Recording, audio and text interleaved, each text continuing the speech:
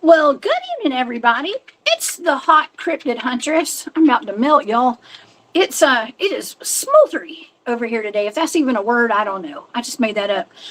It is Thursday night. We have a wonderful, wonderful show for you guys this evening. I do have my good buddy, Mr. Jimmy Paine, former MIB agent, here with us tonight, and he is going to give us the lowdown, the scoop, the true story behind the Amityville horror. And it is a terrible tragedy that happened decades ago.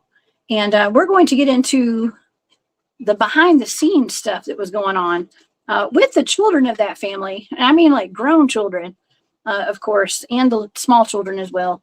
And the history behind the house. I know you guys are all familiar with the Amityville horror series, the movies. They are based off of a true story.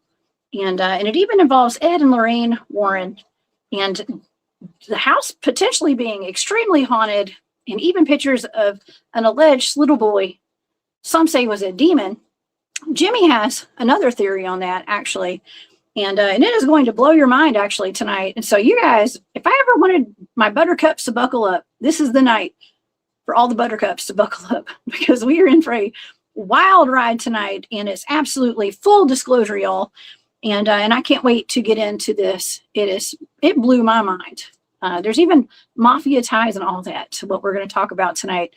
And so, yes, you had to pardon me if I get my church fan out tonight.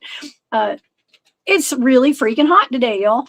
Okay, so if you guys would like to check out the Cryptid Huntress and all the stuff that I'm doing, please go over to my website. That's thecryptidhuntress.com. You can find all of my shows over there. And my calendar of events. And I just saw, I think Sheila is in the chat, Sheila Granger. She and Scott are with Squatch Fishing Outfitters, and they are having an event coming up in October. And I would love for you guys to join us over there. If y'all are going to be in Alabama or want to come to Alabama, y'all come meet us over there October the 3rd. There's a free town hall, and you can sign up for a Bigfoot expedition. And that is what Scott and Sheila do. They take people on Bigfoot expeditions, and you go trout fishing as well. I don't know about this one if you're going trout fish, right? But y'all come see us down there October the 3rd, down in Cornwallis, 1828, down in kind of South Alabama. Okay, it's down in Alabama, and I hope to see y'all there. Okay, let's see. Also, oh yeah, I wanted to give a shout out, first of all, to Kelly. Happy birthday, Kelly. I met Kelly through Sheila, actually, and Scott, who came to the Bigfoot town hall that I had recently. So what's up, Kelly? She's a friend of mine now, y'all. And happy birthday. And also, what was the other thing? Oh, yeah, Martin Groves is going to be having he's part of a town hall this weekend at the LBL. And so you guys, if you want more information on that, go over to my social media on my Facebook and join that. I think it's at the Golden Pond Distillery. They're having an event. It's a Bigfoot Dogman kind of town hall thing this weekend. So Saturday, they're dedicating some liquor to our good friend Martin. Okay, so y'all go to that if you're in the area. Okay, well, tonight, by the way, there is a remote viewing target in the Patreon tonight. The Montauk Lake Monster has been remote viewed, y'all, and all the data for that is in the Patreon. And if you guys want to become a member of that, thank you to all my Patreon members. I really do appreciate y'all. And we're going to talk about that Montauk Lake Monster a little bit tonight. And Jimmy has some information on that. It does pertain to the Amityville Horror House and to this whole situation, as a matter of fact, and the Montauk Project, y'all. So the data for that and this entire presentation tonight is over in my Patreon. If you guys want to go over to that, thank you so much again to all my members. And I do have a shop over on Etsy if anybody's interested in checking that out. It's called More Woman Goods. All right, y'all. Well, let's get to our show tonight. Okay, we have a lot going on, and we've got Jimmy here. We don't want to waste any time. So let me get to the intro. Okay, the Amityville House in Amityville, New York was a normal family home until 1965, when Ron and Louise DeFeo moved in with their 4 children with another on the way. On November the 13th of 1974, the couple's 23-year-old son, Ronald Jr., known as Butch DeFeo, shot his parents and his 4 siblings, Don, Allison, Marc, and John Matthew. to death at what he claimed was the command of voices. 1 year after the DeFeo tragedy, George and Kathleen Lutz moved in with their 3 children and soon experienced a host of paranormal activity throughout the time they lived there, including levitation, demonic entities, and temporary paralysis. This house is one of the most famous haunted houses in the world and has been the focus of numerous films and books, and was even investigated by Ed and Lorraine Warren in 1976, who claimed that it was no ordinary haunted house, and on a scale of 1 to 10, this house is a 10.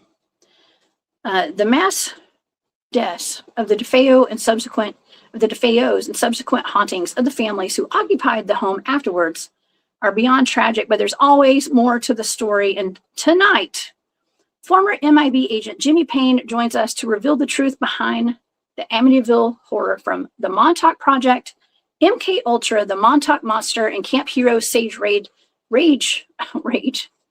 Tower connections to mafia ties and the alleged satanic background of the Lutz family. Jimmy's here to tell it all tonight.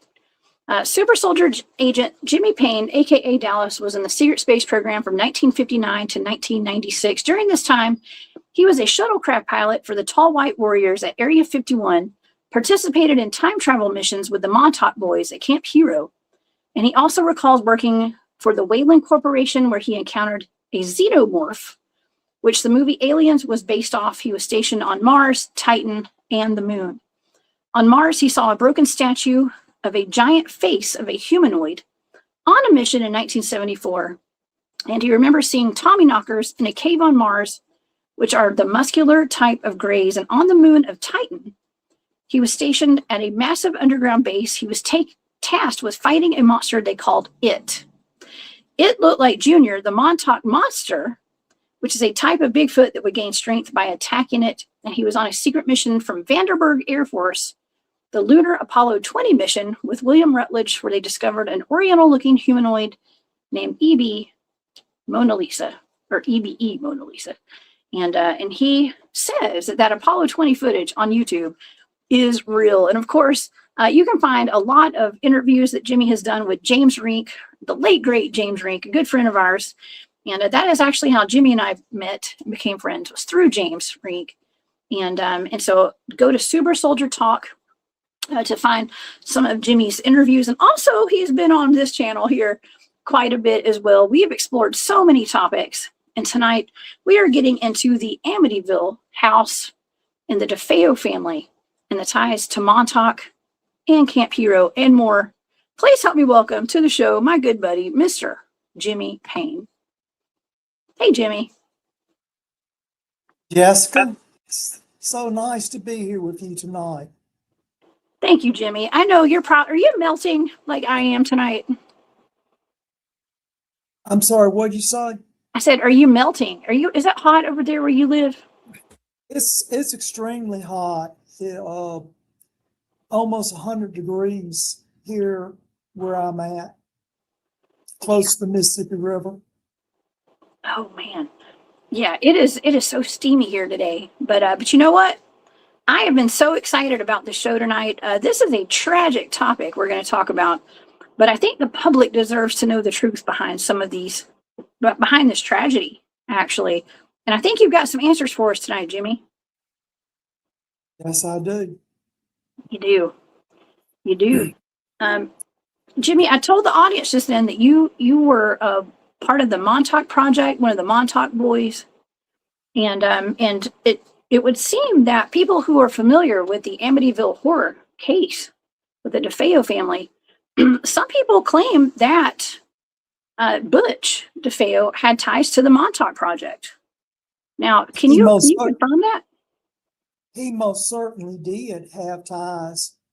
I knew Butch from the time I was 15 years old up till when the incident occurred. I was 18 when the family perished. Oh wow! Were you friends with Butch? Yes, I wouldn't call him a close friend. I would call him more of just a Montauk boy, just being associated with him.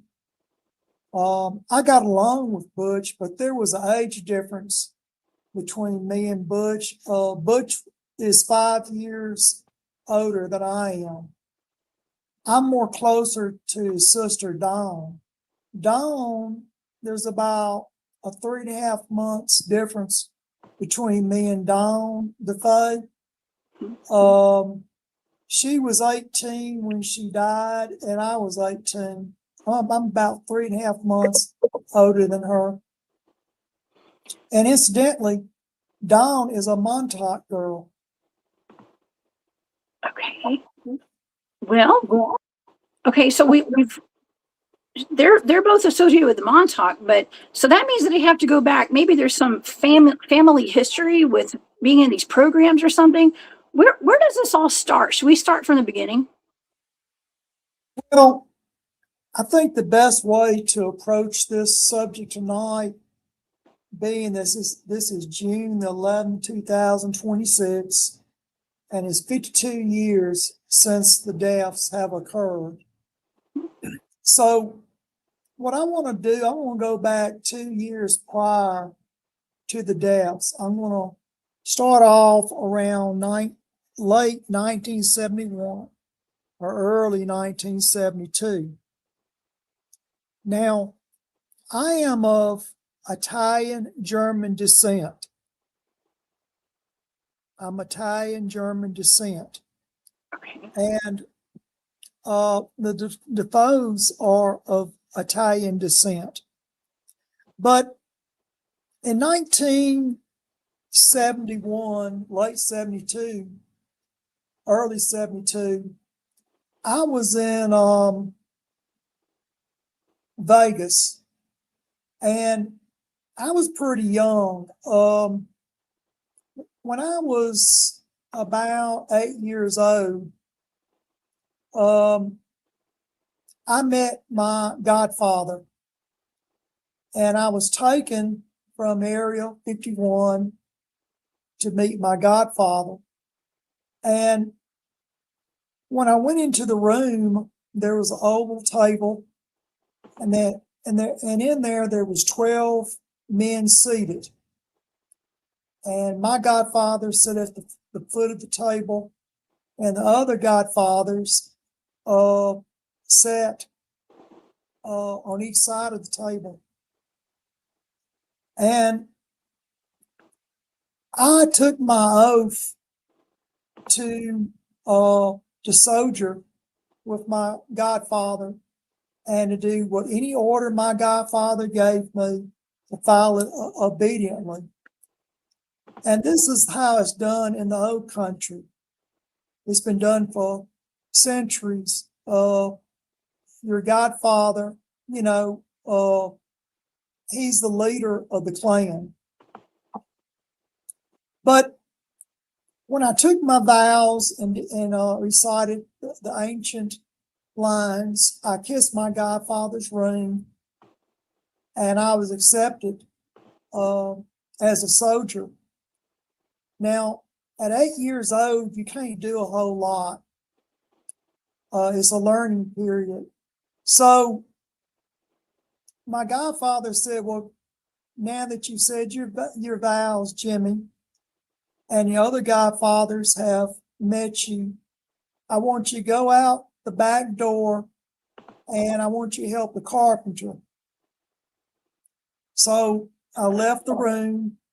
I went out the back door, and there was a large car, possibly a Cadillac or a Buick, that was parked behind the building. And the carpenter opened the trunk up, and he said, here, I want you to, he had taken and put in a box on the ground next to the car. And he would ask me to, he would reach into the car, and then he would hand me a piece of the plastic bag, and then I would take it and put it in the box. But when I first grabbed my first plastic bag, I knew what I grabbed. I didn't have to open the plastic to know what the carpenter did for a living. Uh-oh, Jimmy, don't incriminate anybody. So Lord. I learned about what the carpenter did at 8 years old. Now, my godfather, I was trained primarily as a courier. My godfather, when he wanted to have his records brought to an auditor, I would pick up the book and carry it down the street about 2-3 blocks to the other auditor. And of course, kids, they carry books from school,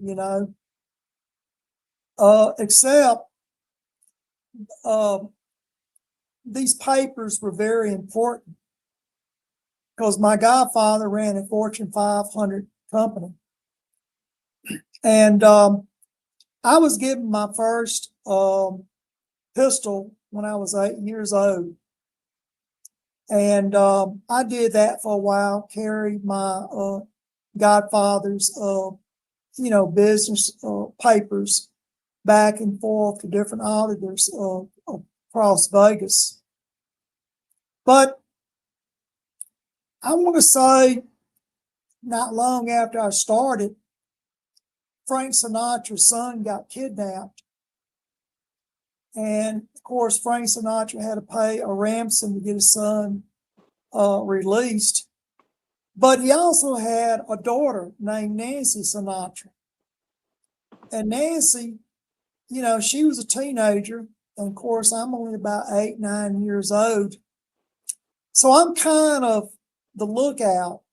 I kind of, keep eye on Nancy Sinatra.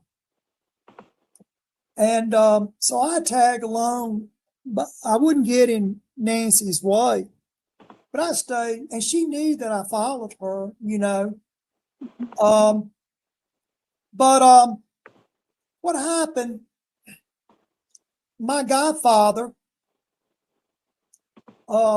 liked Nancy. And we have another godfather that was in the room that had Frank Sinatra's contract. And he thought, well, see, you have two warring godfathers here. You got my godfather, and then you have Jack Dorsey, who was Frank Sinatra's agent. Mm-hmm. And he thought, well, if he had Frank Sinatra, then he automatically had title to Nancy Sinatra. And my godfather didn't like that. So what happened was Jack Dorsey had a racehorse, and he paid like $500,000 for this racehorse. That was his money. So I got a job in a stall shoveling horse shit. Sounds fun. Yeah, I did it for a few days, But one night I climbed. There was a lattice board on the side of Godfather's Jack Dorsey's house, so I crawled up the back of the lattice board to the second floor. And when he was asleep, I took the horse's head and I put it in the foot of his bed, and then snuck back out the window. And the next morning, when Jack Dorsey woke up, his horse was in bed with him, and he was covered in blood. But I had to get out of Vegas for a while, and to things cool off. So they shipped me to New York. And when I got to New York, I was supposed to soldier with John Gotti. And this is like 1972, going on 1973. And I got with Butch, DeFeo, and Don. And Butch's father worked for the Buick dealership in Brooklyn, New York. Butch's grandfather owned the Buick dealership, and Butch's father worked at the dealership. Now, Butch's mother is the daughter of the grandfather that owned the dealership. Okay. Okay. Now, what I did, we would get the cars and we would load the product in the trunk of the cars. The product. The product. See, I'm in transportation, and Butch is in transportation as well.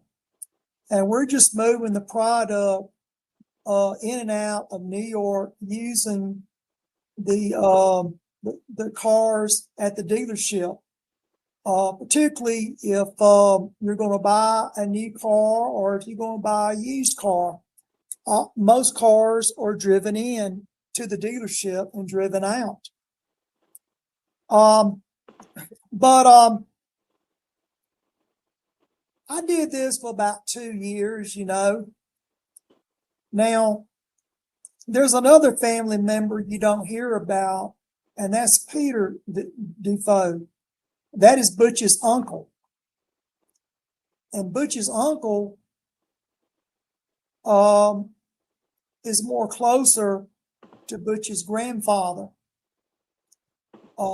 Peter DeFeo may have been a low-level soldier. He's more like servicing the Godfathers in New York, Mm-hmm. the 5 families of New York. And this went on for, like I said, 2 years. Now, I'm going to talk a little bit about the Montauk creature. Back when I was in and out of Montauk, about 4 or 5 Montauk boys, about 4 Montauk boys drowned in Lake Montauk. And one of them had on a Rolex watch that was very special. You could turn the dial on this watch and teleport. If you ever watched the movie They Sleep, We Live, with Randy Pittman in it. But I got some scuba diving tanks, and I'm qualified in scuba diving. And I went into the lake to try to find this watch that was on this Montauk boy when he drowned, that he lost in the lake. And I found it, and as I was coming up, something grabbed me by my ankles and pulled me down and was trying to drown me. It pulled the hose off of my air tank, and I didn't have no air. And one of the Montauk boys grabbed a pike pole and leaned it out over the water, and I grabbed the hook. He was able to pull me to shore. And I had water all in my sinuses. I was out of breath. I was very near drown. Now, what happened was the summer went and came, you know, and of course, me and Butch was, you know, transporting the product in the trunk of the car, in and out of Brooklyn and other boroughs of New York. And one day, Butch called the plant, the Montauk station, Camp Radar, and said that there was some kind of a creature looking inside the window of his house. So I left Camp Hero and drove down to Amityville and went to Butch's home at 112 Ocean Avenue in Amityville. And if you go on the side of the house where the driveway is, you go at the end of the driveway, and then there's a sidewalk that leads up in the back of the house. That's where the kitchen's at. So I went into the kitchen. I sat down at the table. And I talked with Butch, and Butch was telling me about there was a creature that was staring in the window. So after a few minutes, I went back outside, and it had been snowing, you know, that day. Earlier that night, it had snowed a good bit, and there was still snow on the ground. So when I walked outside and walked around by the window, I saw the footprints. It was a three-toed creature, and you could see where it stood at the window and where it turned around and it walked off, going back towards the boathouse, just to the right of the boathouse, and it led down into the water. So the tracks that I saw were like the tracks of no animal I've ever seen before. And you can tell, I figured it probably weighed about 140, 150 pounds, because you can tell by how the tracks were so compact, you know, in the ground, how sunk down it was. Well, I didn't think any much about it, you know. After that, everything seemed quiet. But Butch's father went to Canada. He bought some statues of angels, and he brought back and put yard angels up, which I thought was kind of odd, but I guess that's his way of dealing with something he didn't understand. But for about 2 years, like I said, we moved the product in and out quietly.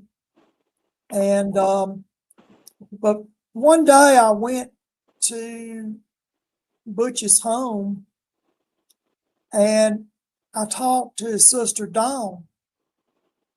Now Dawn's about my age, and I went to her bedroom, and she was kind of messed up, you know. You know, Dawn's a presidential model, and I believe what was going on, you know, she's used for intelligence, for blackmail. And, you know, she's 18 years old. She's in school, and she, you know, she was a nice person. Now, I was not romantically involved with Dawn, but I liked her. I mean, she was a nice person. And, but what was going on, and I believe that Dawn was being molested by a family member. And plus her uncle was using her for blackmail. trying to get the dirt on other godfathers, is what I believe what was going on. But Dawn had, in the bedroom, she had a rifle, a lever action 32 rifle up against the corner of the wall. I thought it was kind of odd, because what would Dawn be doing with a rifle in her bedroom? But that's why I think she had it, because she was tired of being molested. Okay. Now, she didn't say that to me. That's just my, I can remote view sometimes and I can pick up things. But I always had the impression she was tired of being used as a honeypot for blackmail purposes, and then she was being violated. But what had happened, Butch was drinking. He'd also got into the product. And as a transporter, you do not touch the product. The duty of the transporter is to transport the product to the customer. Jimmy, can I stop you for a second? Because there's people in the audience that are like, what is the product? Well, the product is something illegal. Okay.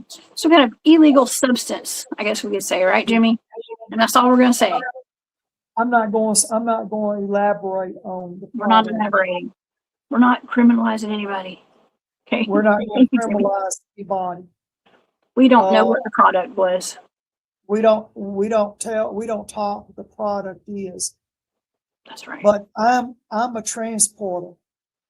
Now, the presidential models, they'll use the product because, they get intimate with some very strange people. They use the product for blackmailing, for their intelligence gathering.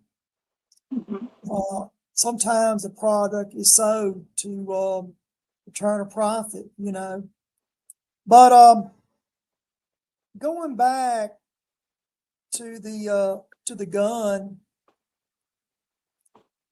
I thought it was odd. But when I got back to Area 51, because see, I'm going back and forth.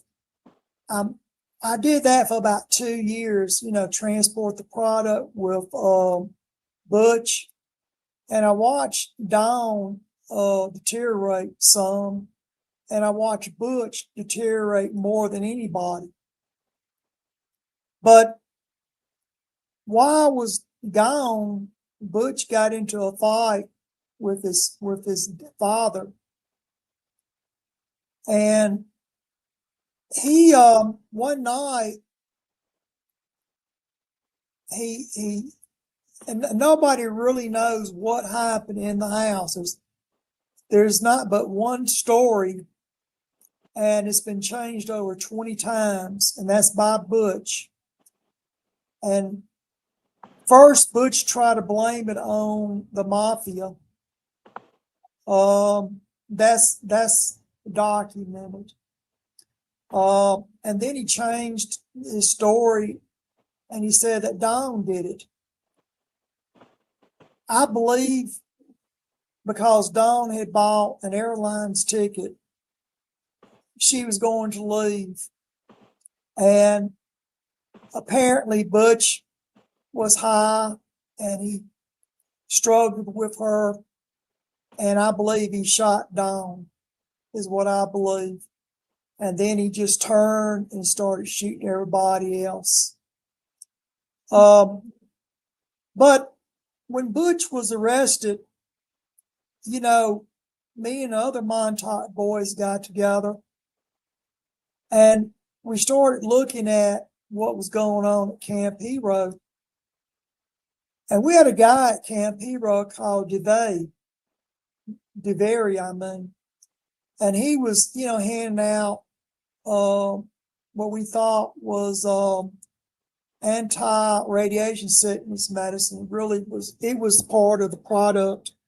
It was just repackaged where we didn't recognize it. And so we thought, well, we don't want to see what Butch did was wrong. Okay, there's no excuse for what Butch did. It was wrong. Mhm. But on the other hand, when you work with being a Montauk boy, we all knew him, and we all were in the same boat. It's just that we were nervous that Butch may raise our names up, moving the product. So we thought, well, what we're going to do, if he pleads insanity, that'll get us off the hook. So the house stood vacant for over a year because it was tied up with legal proceedings, and plus the trial was coming up. So what happened was a family named Lutz's moved in there. George and Kathy Lutz. And George was an air traffic controller by trade. Now, what people don't really understand is that George and Kathy are into black magic. They're Satanists. And George would take his idols, his statues, and he would hide them underneath the staircase. Now, in the movie, it shows George as being highly religious and Kathy as being highly religious, that they're Catholics. They were not Catholics. What they were Satanists. They were into black magic. And I have a particularly low opinion of that type of religion.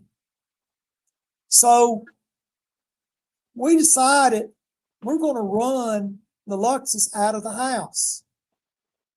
And we have the perfect defense that we can say, well, Butch heard voices in his head that told him to do it. So what we have at Camp Hero is voice to skull technology. Okay? Mm-hmm. And I can also take the mind amplifier and I can put the band on my head and I can make things appear. Jessica, could you pull up some of the mind amplifiers where we can have some pictures tonight? I'm doing that right now. Absolutely. Let's pull up the Forbidden Planet. How about that? Do we want to talk about that? We talk about a little bit. And what, because they've been doing soft disclosure for a long time, Jimmy. And some of this soft disclosure includes this voice to skull technology. And in movies like The Forbidden Planet. Yeah, just click on one and get a little bit. Let's see. Let me see where I can find. Let me see. The Bigfoot that I created. Well, let's look at the mind amplifier. Let's see. Mind amplifier. Here we go. Something kind of like this from the movie. Well, when I was on Titan, that's what I used. I was there when the crow, that's what they left behind. I've used that before. And I was the one that created the electronic Bigfoot on that planet. Kind of like the Montauk monster, a little bit. They show this stuff in this movie. Yeah, well, that's my creation as well, right there. That's my creation. So the Forbidden Planet is kind of based off of my creation.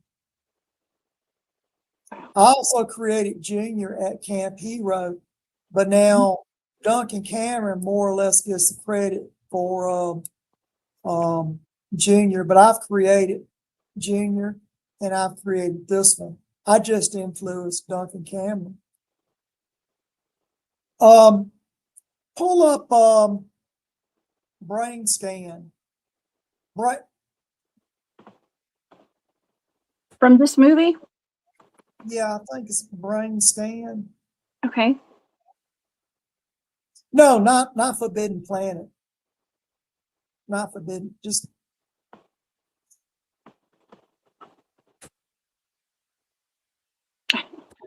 pull up Brainstorm. Storm, that's it. That's what I was trying to remember. Right? Isn't that a movie, Jimmy? Yeah. Christopher Lee starred in it. Okay. Yeah. Here's a helmet. Right there. No, that's not it. That's not it. Well, that's part of it. Yeah. See, we just pull up. Yeah, that right there. I've used that before. That helmet. It looks like That's the God just- helmet, actually. We have something we call the God helmet that some of the guys on my team like to use. And it looks very similar to that. They use that when we're out in the field. Well, that's the movie's version of it. The real helmet's a lot less than that. But there's a lot of truth to Brainstorm. That is a true event. That is based off of a true event. It's just been, doctored up a lot. Mm-hmm. Now another good one is Firestarter. That was one that the actress, what's her name?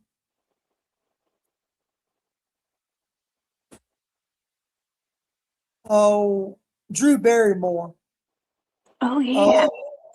Yeah. Now, see, that's what the Montauk girls were mostly into was like if you watch Brainstorm, you watch Firestarter. Firestarter is a very true story. I've made fire like the little girl, So you have to remember before they could get in, before Jessica, before they did the time jumps. But see, the teleportation came much later. But as far as like the mind amplifier, the girls were into that real heavily. What Drew Barrymore was doing, and then Natalie Cole, Mm-hmm. and Brainstorm. A lot of the Montauk girls were all into that. You go ahead and back out of that now. Sure. But getting back to the haunting, what we were trying to do, Jessica, we were trying to keep Butch from being sent to an electric chair where he could holler, insanity. And plus, if we could get him to say, well, he was hearing voice in his head, then he couldn't drag us into it or expose, the transportation of the product, So we scared the Luxes out of the house. I'm the one that made the walls drip oil, and but the way that they tell it, that they're highly religious. Well, no, they were not. What they was into devil worship, and I just simply, took part in running them off. I'm the one that told the priest to get out. and made the rooms, flies all in it, So wait, Jimmy, before you go further, let me stop you right there. So what you're saying is that there's technology that the government, I'm going to say the government or special agencies have in their possession that can imitate extreme hauntings in people's homes, in people's heads, all that kind of stuff. Is that what you're saying? And they've been using this for a long time. Well, I did it, not the government. Me and the other Montauk boys did it because we were trying to keep Butch from going to the electric chair. And plus, like I said, the Lutzes were into black magic, rituals and such. You can see them in the movie doing a seance. What they were trying to do was conjure the devil. And what they did, we just took advantage of it and we ran them off, is all what we did. Now, getting back to the Ed and Lorraine Warren, what happened on that was Channel 5 News showed up, and then they wanted to stir the pot up. And they did bring in some psychic researchers. All the researchers were quacks except for one individual, and he admitted that he didn't believe it was haunted. But he already know about what we were doing. But Ed and Lorraine Warren were crackpots, okay? They would, as long as you would pay them some money, they will convince you that you were right and that, it was haunted. But we, like I said, we play games with the Warrens, and, but it was all, like I said, was to try to keep Bush from being, sent to the electric chair. Jimmy, Now, can I ask you something? I'm sorry to interrupt you again. There's a very famous picture that is one of the scariest pictures that I know of. Out of that house, it's of a little boy with glowing eyes. They say it's one of the kids that died, that's peeking out of a doorway. Can you explain that? Did you guys have something to do with that, or is that a real ghost? No, it's not a real ghost. Now that was one of the other Montauk boys created him As a poltergeist, or some kind of kind of like what they show in Forbidden Planet, some kind of hologram. Yeah, one of the other Montauk boys knew the family a little better than I did, and he just simply thought of one of the younger children, and he was able to make it appear. Just like I made Bigfoot appear, Junior appear, well, he could take, if he had your picture and he looked at your picture and then put the mind amplifier band on his head, he could make you appear. And that's what he did. I was there when he did it. But no, it wasn't a real spirit. It was just something that one of the Montauk boys, revisualized the family member, and the image of the family member appeared. But as I said, the Ed and Lorraine Warren, they ran with it. And I don't know how many movies have been made, but how much they make on the first movie, Jessica? You want to pull that up on Wikipedia? It was hundreds of millions of dollars. I'll pull it up. Let's pull it up. Because we need to get facts on it. Okay, let's see. Pull up Wikipedia. Amityville horror movies. Okay. Let's see here. Give me 1 second. Wikipedia. Okay, I'm going to pull up all of them. Okay, and there are a lot. By the way, they even have like a Bigfoot of Amityville. They have reptilians of Amityville. They have so many Amityville movies, Jimmy. It's mind-blowing. It's a little absurd, actually. All right. These are works based on the Amityville haunting. And we're just going to go down right here. Now, this is literature. Okay, right there. You guys can see I'm scrolling down. But these are all the films. And Jimmy, I did mention to you that my cousin actually starred in the most famous Amityville movie. Chloe Grace, she played the 6-year-old little girl in the movie. And so that's the one that actually made the most money out of all of them. And that was from 2005, I think, if I'm not mistaken. It was this one, I think. I don't know. Let's see. Yeah, it was this one. 107.5 million for that one. That's how much they made. They budget 10 million. They made 107.5. So, see, this is just fueling it because they're making pure profit, and that's all of this is just blown out of proportion.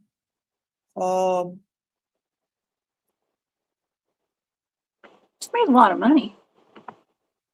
Well, that's just one movie. They've made so many. We can't. Just look how long the list is. Well, this one has Ryan Reynolds in it. Okay, so everybody's going to watch that. All the ladies, right? No, I'm just kidding. But there are a lot of movies. Listen, the list I could probably scroll for a good 20 minutes probably if I went real slow. There's a lot, and they're all a little different. They're still making them. They are. Oh yeah. Poltergeist, Cops, Cults, Vampires, Scarecrows, Uprising, Amityville Hex, Amityville in the Hood. Okay, I didn't see that one coming. Actually, Jimmy, Amityville, okay, that area, I drove past that when I went to Montauk. And so it's just right down the road. I'm talking about maybe not even an hour from Camp Hero, right, Jimmy? It's a little over an hour's drive. Like I said, see, Dawn went to Fort Tilden. That's on the other side of Long Island. That's where the girls go. And then the boys go to Camp Hero, But I wanna think that I mean there's see when we start talking about a Montauk girl, they're very hard to define because there's not that much known about them. I'm in a position to do a little talking because I've known a few of them. And Dawn, like I said, she was a Montauk girl, and her brother was a Montauk boy. So that's kind of unique, a brother and a sister together in the same program.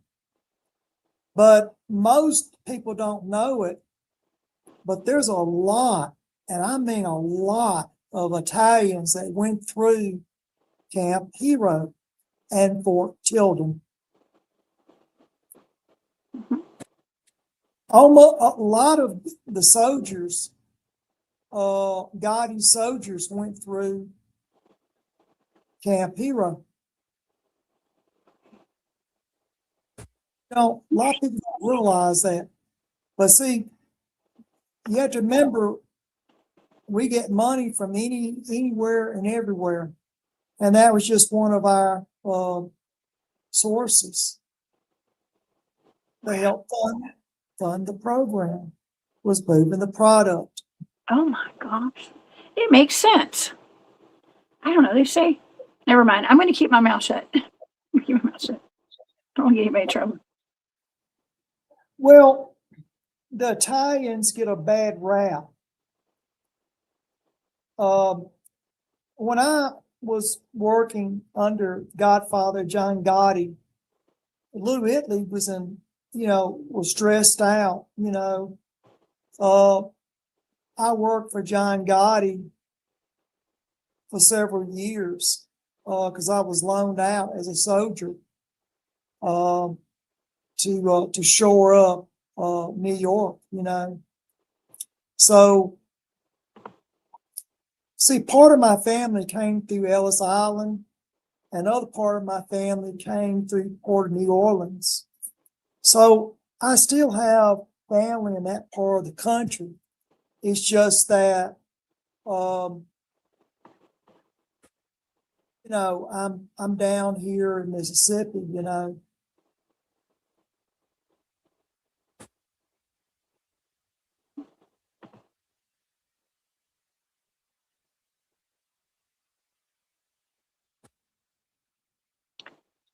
Are you there, Jimmy?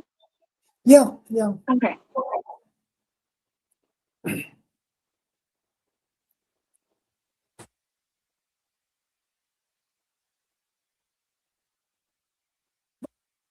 I'm going to say this now. Most of the people, particularly Italians in New York City, they're decent, they're hardworking, you know. And I didn't do anything, I don't do anything to harm them, okay? I'm just simply was sent there as a soldier because my godfather, you know, loaned me out to one of the 5 families in New York. Okay. Yeah.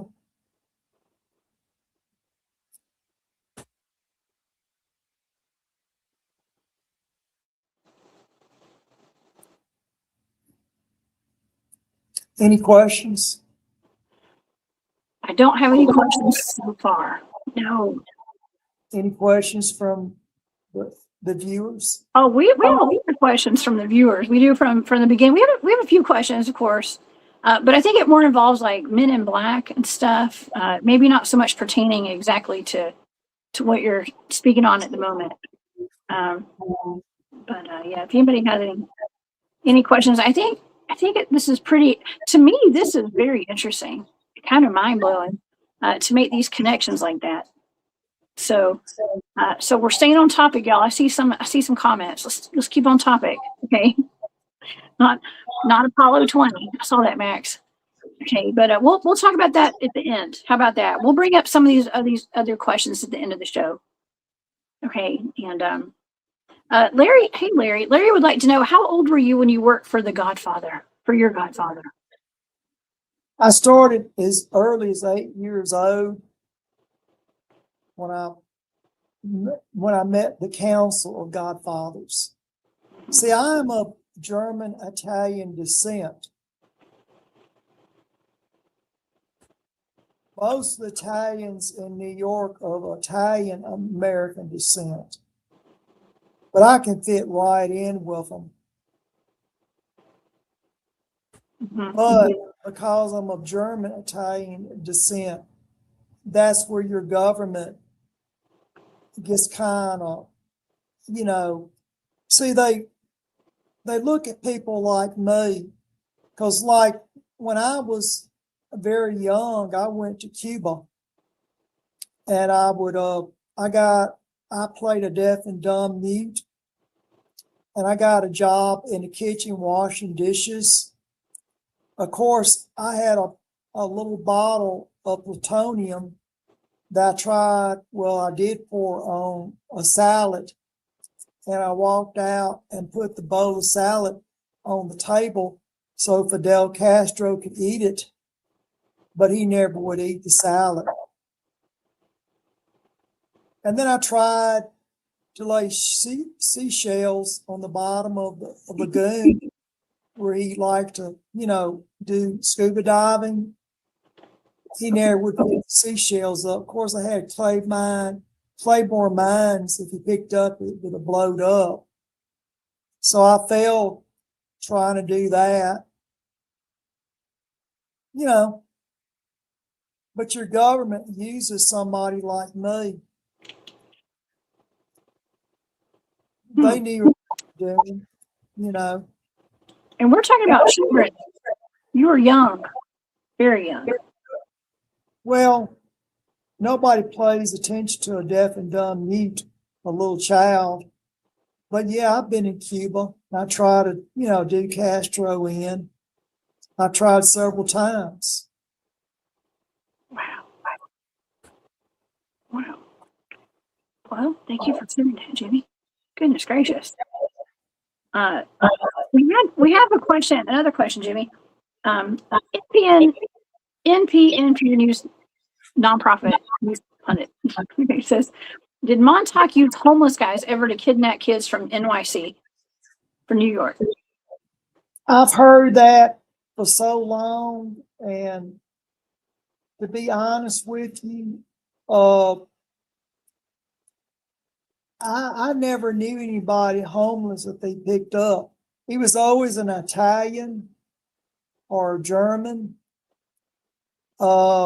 mostly Italians, because we were expendable.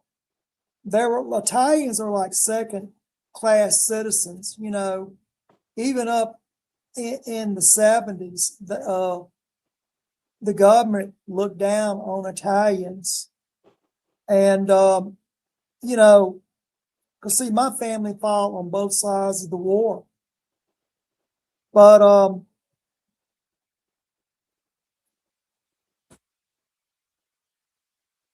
as far as I knew, they never did grab anybody from, off the street. Now, what they did, if they knew that your family was German or Italian, particularly if you were into moving product, that's where they would concentrate. Now, the girls are a little different. If they were pretty, yeah, they may snatch them up.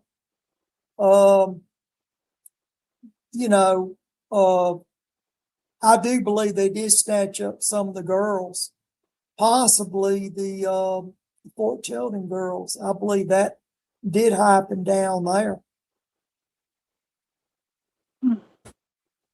Well, Jimmy, we have another question. Carla wants to know, how long do agents like you live? Now, you are of human origin, and some people believe, or they say that some MIBs are actually of alien origin, but there's also cloning involved. How long does an agent usually live? Well, I've seen part human, part alien MIBs. Now they're mostly at Duce, New Mexico. Now that they're both mostly there at Duce. Now, what happened to me was I got killed in one of my missions, and the alien that night removed my body from the side of the bridge and placed me on a table in a flying saucer. And when I woke up, there was beams of light shooting into my body. And as I got up, it took me a little while to break the rigor mortis out, And then I looked at my chest, and my shirt was tore wide open and had blood all over it, But what had happened was I had been shot in my chest defending a bridge that Germany was trying to hold, me and some other little SS youths. And when I was walking down the road later that morning, some of the German troops saw me and they got very frightened because they had passed my body the day before.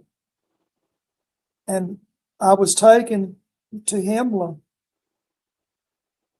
and I was examined. And so Himmler knew about the regeneration. And I'm cloned. So the alien gave me life. Now, whether it felt sorry for me, I don't know. Maybe it thought that my mission was, was prioritized, and he gave me life. So I've been killed twice that I know of. I got killed a one-time jump 40,000 years ago. And I got killed on another time jump in 1944. So I've been killed twice. And both times I've been reanimated. And it's alien technology every time. I was going to ask you, is it some kind of a med bed or something? Well, I was just laid on a flat table as beams of light shot through my body. And that's what woke me up. I don't know how long we live. And then again, if I die, I would probably be, I don't know, I may be brought back again, I don't know. But I'm a clone human. The real child that died, I retained the memories, and I just simply went home, and I became their son, and was raised in the family. But I'm from Duce, New Mexico. I came out of a pod from there. So yes, some can be remarkably human looking, and some can be, you could kind of look at them and say they don't look right. Wow. We had another question from Bigfoot Dwarf wanted to know, what does Fidel Castro like to eat? Do you remember? What was Well, his he don't like eat salads because I tried to do him in with the plutonium, and he God. wouldn't eat the salad, Whoa. That's wild. Thanks for the question, Bigfoot Dwarf. Also, let's see. Barry, I'd like to know more about this technology too. Barry's in the chat. He says, let's hear more about this technology he created that mimics poltergeist and creates the black oil and manifests things. Yeah, what kind of technology is that? I mean, is it kind of like what they showed on Forbidden Planet? Is that what this technology is? It's alien technology, and as of late, we can back engineer it, but it's basically alien technology. Whatever you think, it can materialize. Mm-hmm. Jack Garrett, the station manager, always liked Ajax beer, and so what we would do, we would think of Ajax beer, and that would please him. We put it on his desk, particularly right before he gets ready to get off. He likes to see the Ajax beer, and we can materialize for a minute or two, then it would fade away. But yeah, you can manufacture a demon. Now, let me say this, and going back to the Montauk monster in the lake, and this is just a theory, but I think when we use the mind amplifier, we get so good at it that we don't need the mind amplifier anymore. We can do it without the band on our head. And that was one of the reasons I kind of pulled back from going to Camp Hero back when you were there, Jessica. Mm-hmm. I was concerned if I unfreeze Junior. Junior's kind of like a dog. He's like your dog, and your dog don't like your friends, and your dog runs all your friends off. Well, what if I was to go there and unfreeze Junior, and then Junior follows me back home and terrorizes my neighborhood, So that was one of the reasons I didn't show up. Now, go ahead. Oh, I was just going to say, there wasn't just one Montauk monster, really. There's Junior, that people consider the Montauk monster, but there's also the Montauk monster that was in the lake, Montauk Lake. Now that one, I believe this might have what happened. Butch also had access to the mind amplifier. And I think what happened was Butch used it so much that he didn't need the amplifier, the mind amplifier. And I'm thinking that the Montauk monster may be of Butch's creation.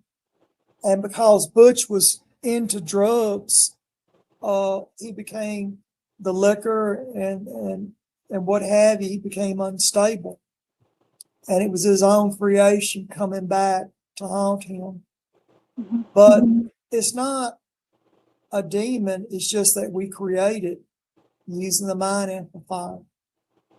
They show the public stuff like this in the movie or the TV series on Netflix called Stranger Things. For anyone who's not familiar with that, the Demogorgons, I believe, I don't know if those are a manifested type of an entity, but stuff like that. They're manifesting things. 11, the little girl 11.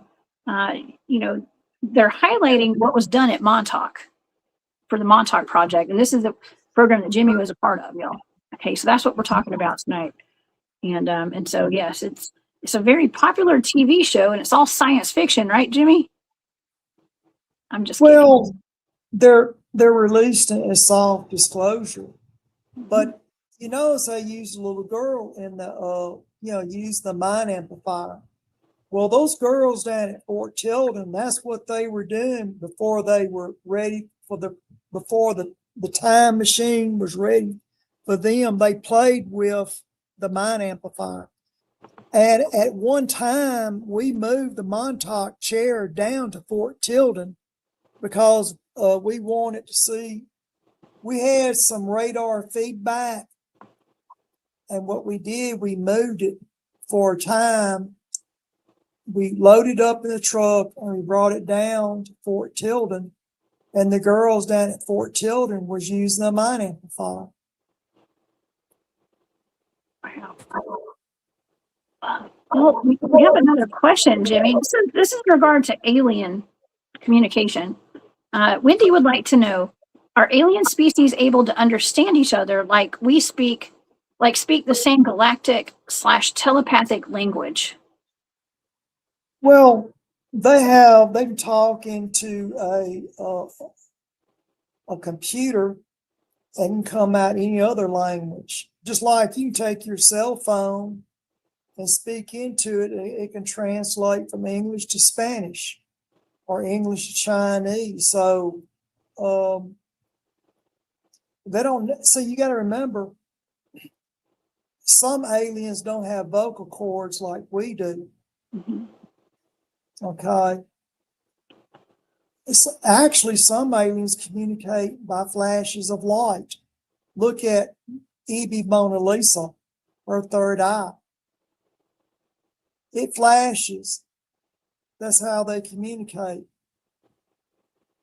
by flashes of light. You ever seen two ships pass each other, and they have lights, and they're able to open it up and flash it so many times, and what the other ship is signaling through the shutter on the floodlight.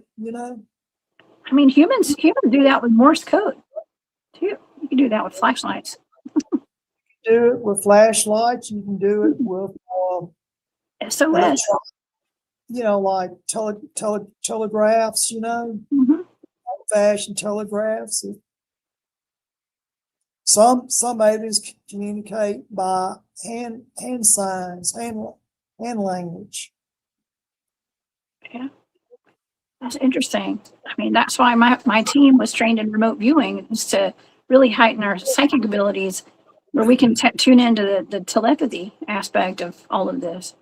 And so, because we knew we were going to be out there experiencing and encountering extraterrestrials and beings that do mostly use telepathy as their language, right? As their not their language, but their communication outlet. Well, little grays, you look them dead in the eye. It's telepathic by looking them in the eye. Wow, that's wild. Very interesting.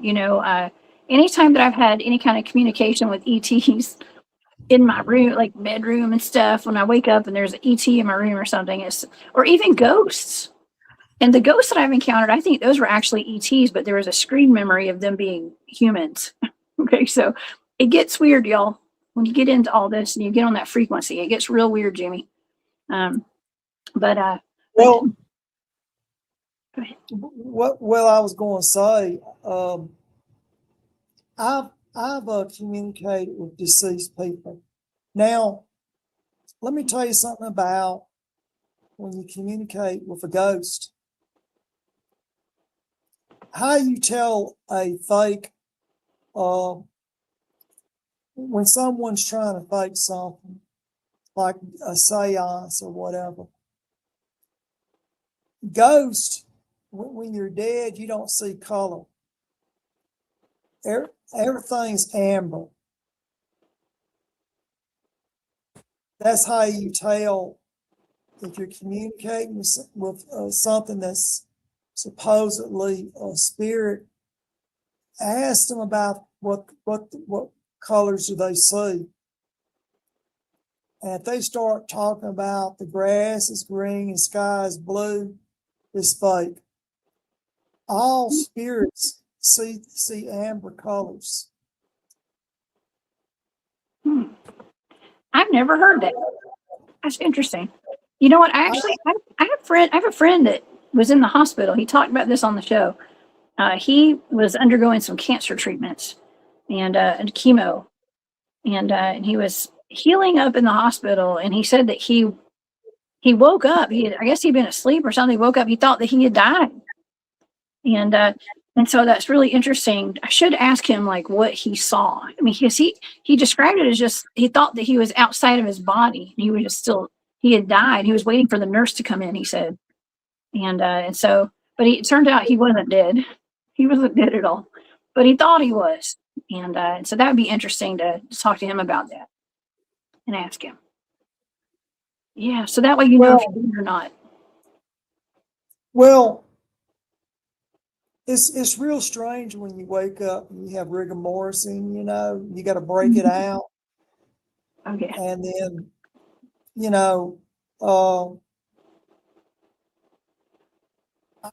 to say that when you're dead,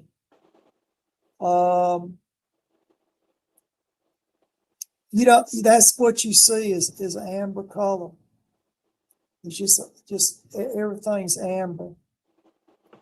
Amber. Yeah, I guess John saw everything in color still because he was not actually dead. Okay, so had to be in color. That's really interesting, Jimmy. Thank you for that information. Thank you. Pretty good.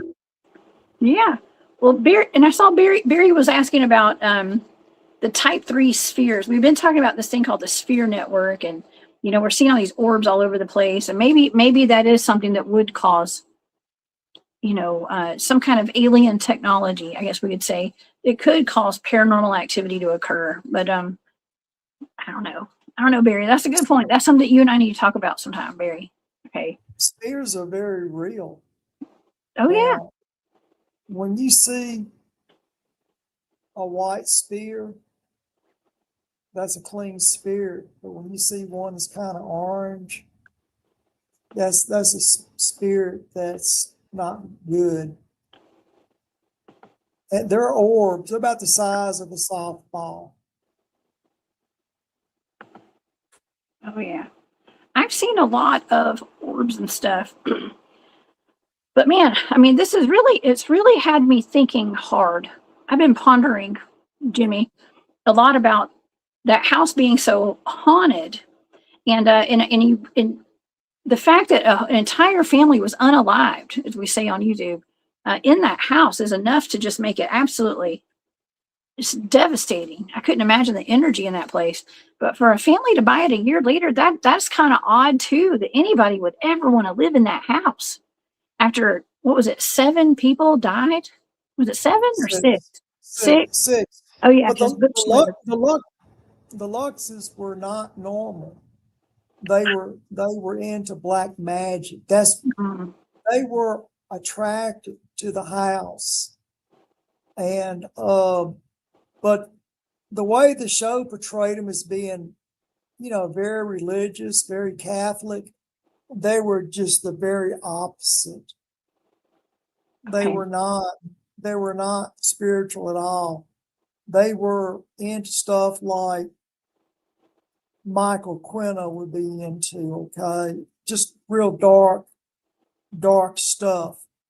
And as far as any hauntings, it was just me and the Montauk boys, using the technology down at Camp Hero to run them off and to try to buy Butch enough time where he can plead insanity so he wouldn't drag us all in on the product being moved. Oh my gosh. Well, you've answered questions tonight. It's like why this family would want to move into that house. Now, this is all for entertainment purposes only, y'all. Everybody knows that, right? I flashed it on the screen several times tonight. This is for entertainment purposes only, and this is Jimmy's testimony to us. And so, out of respect for all the families and stuff, we gotta say it's for entertainment purposes only. Unfortunately, y'all. Okay, but it would make sense. I mean, I've been talking a lot and bringing guests on my show. We're talking about these places that have a lot of cryptid activity, a lot of high strangeness, and potentially they sit on ley lines. There's something going on with the land. Even battlefields were places where there was a lot of bloodshed. Those seem to be places that people who are into the dark arts, let's just say, they love to put houses on top of land like that. They love to go buy up that property and do rituals and stuff there. And because apparently I don't know if the blood shed has done something to make it where they can conjure demons. I don't know what it is. But there's something about it. So that would make sense I couldn't imagine. I would never buy a house where that happened and have my child move there with me, ever. Couldn't do it. But it would make sense that family would have some kind of dark art background that moved in. I'm reading a message. It says, Jimmy, since you're on your third cycle of life, do your memories get programmed into each of your clones, or how does that work? Good question. Well, I woke up with the memories of the child that I was going to go home to, but it was just very basic, very, very basic where I lived and who my parents and my brother and sister was. The rest is just you pick up as you go along. But it's not my third cycle life. It's, 2 cycles so far. So far, 2 cycles. That's so interesting. But I guess if you take my German cycle, I guess it would be 3 because of what happened in Germany. Mm-hmm. So I'll say 3 cycles, but two that one from about 40,000 years ago and one from 1944. Mm-hmm. Okay, we had a couple of other really good questions, and let's see if I can find them. I'm trying to remember what one of those questions was. I don't think I put a star on all of them. I have questions, or can I ask you questions? We bring these up regarding MIBs, Jimmy. I have some more questions. Yeah. Sovereign Cosmic Wildman has a lot of questions, and I was going to bring some of these questions up. That's okay. Whatever they want to know. I mean, okay. Now's the time to look at the stand. Okay. Kind of quiet down. There's so much noise inside these fans. Go ahead, Jimmy, you're hot like me. We got fans and everything going on today. Yeah. I'm gonna get my church fan back out. I'm melting over here, y'all. It's I don't know what the temperature is today, but it is melty. It's not comparable. And the AC is struggling, y'all. Just say. I'm reading, what role do MIBs play at Vandenberg Space Force Base and the surrounding area? Yes. Well, I've only been to Vandenberg when William Rutledge was there, and that was on the Apollo 20 and 21 mission. Before I went to the moon, to get Evie Mona Lisa and bring her back.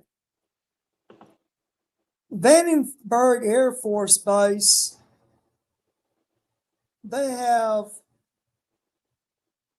just dozens and dozens and dozens of launch pads. There's multiple launch pads. And you have these companies, these space companies, XYZ, Mm-hmm. Somebody's always shooting up a satellite or whatever. And what they'll do, whatever company wants to shoot a satellite up,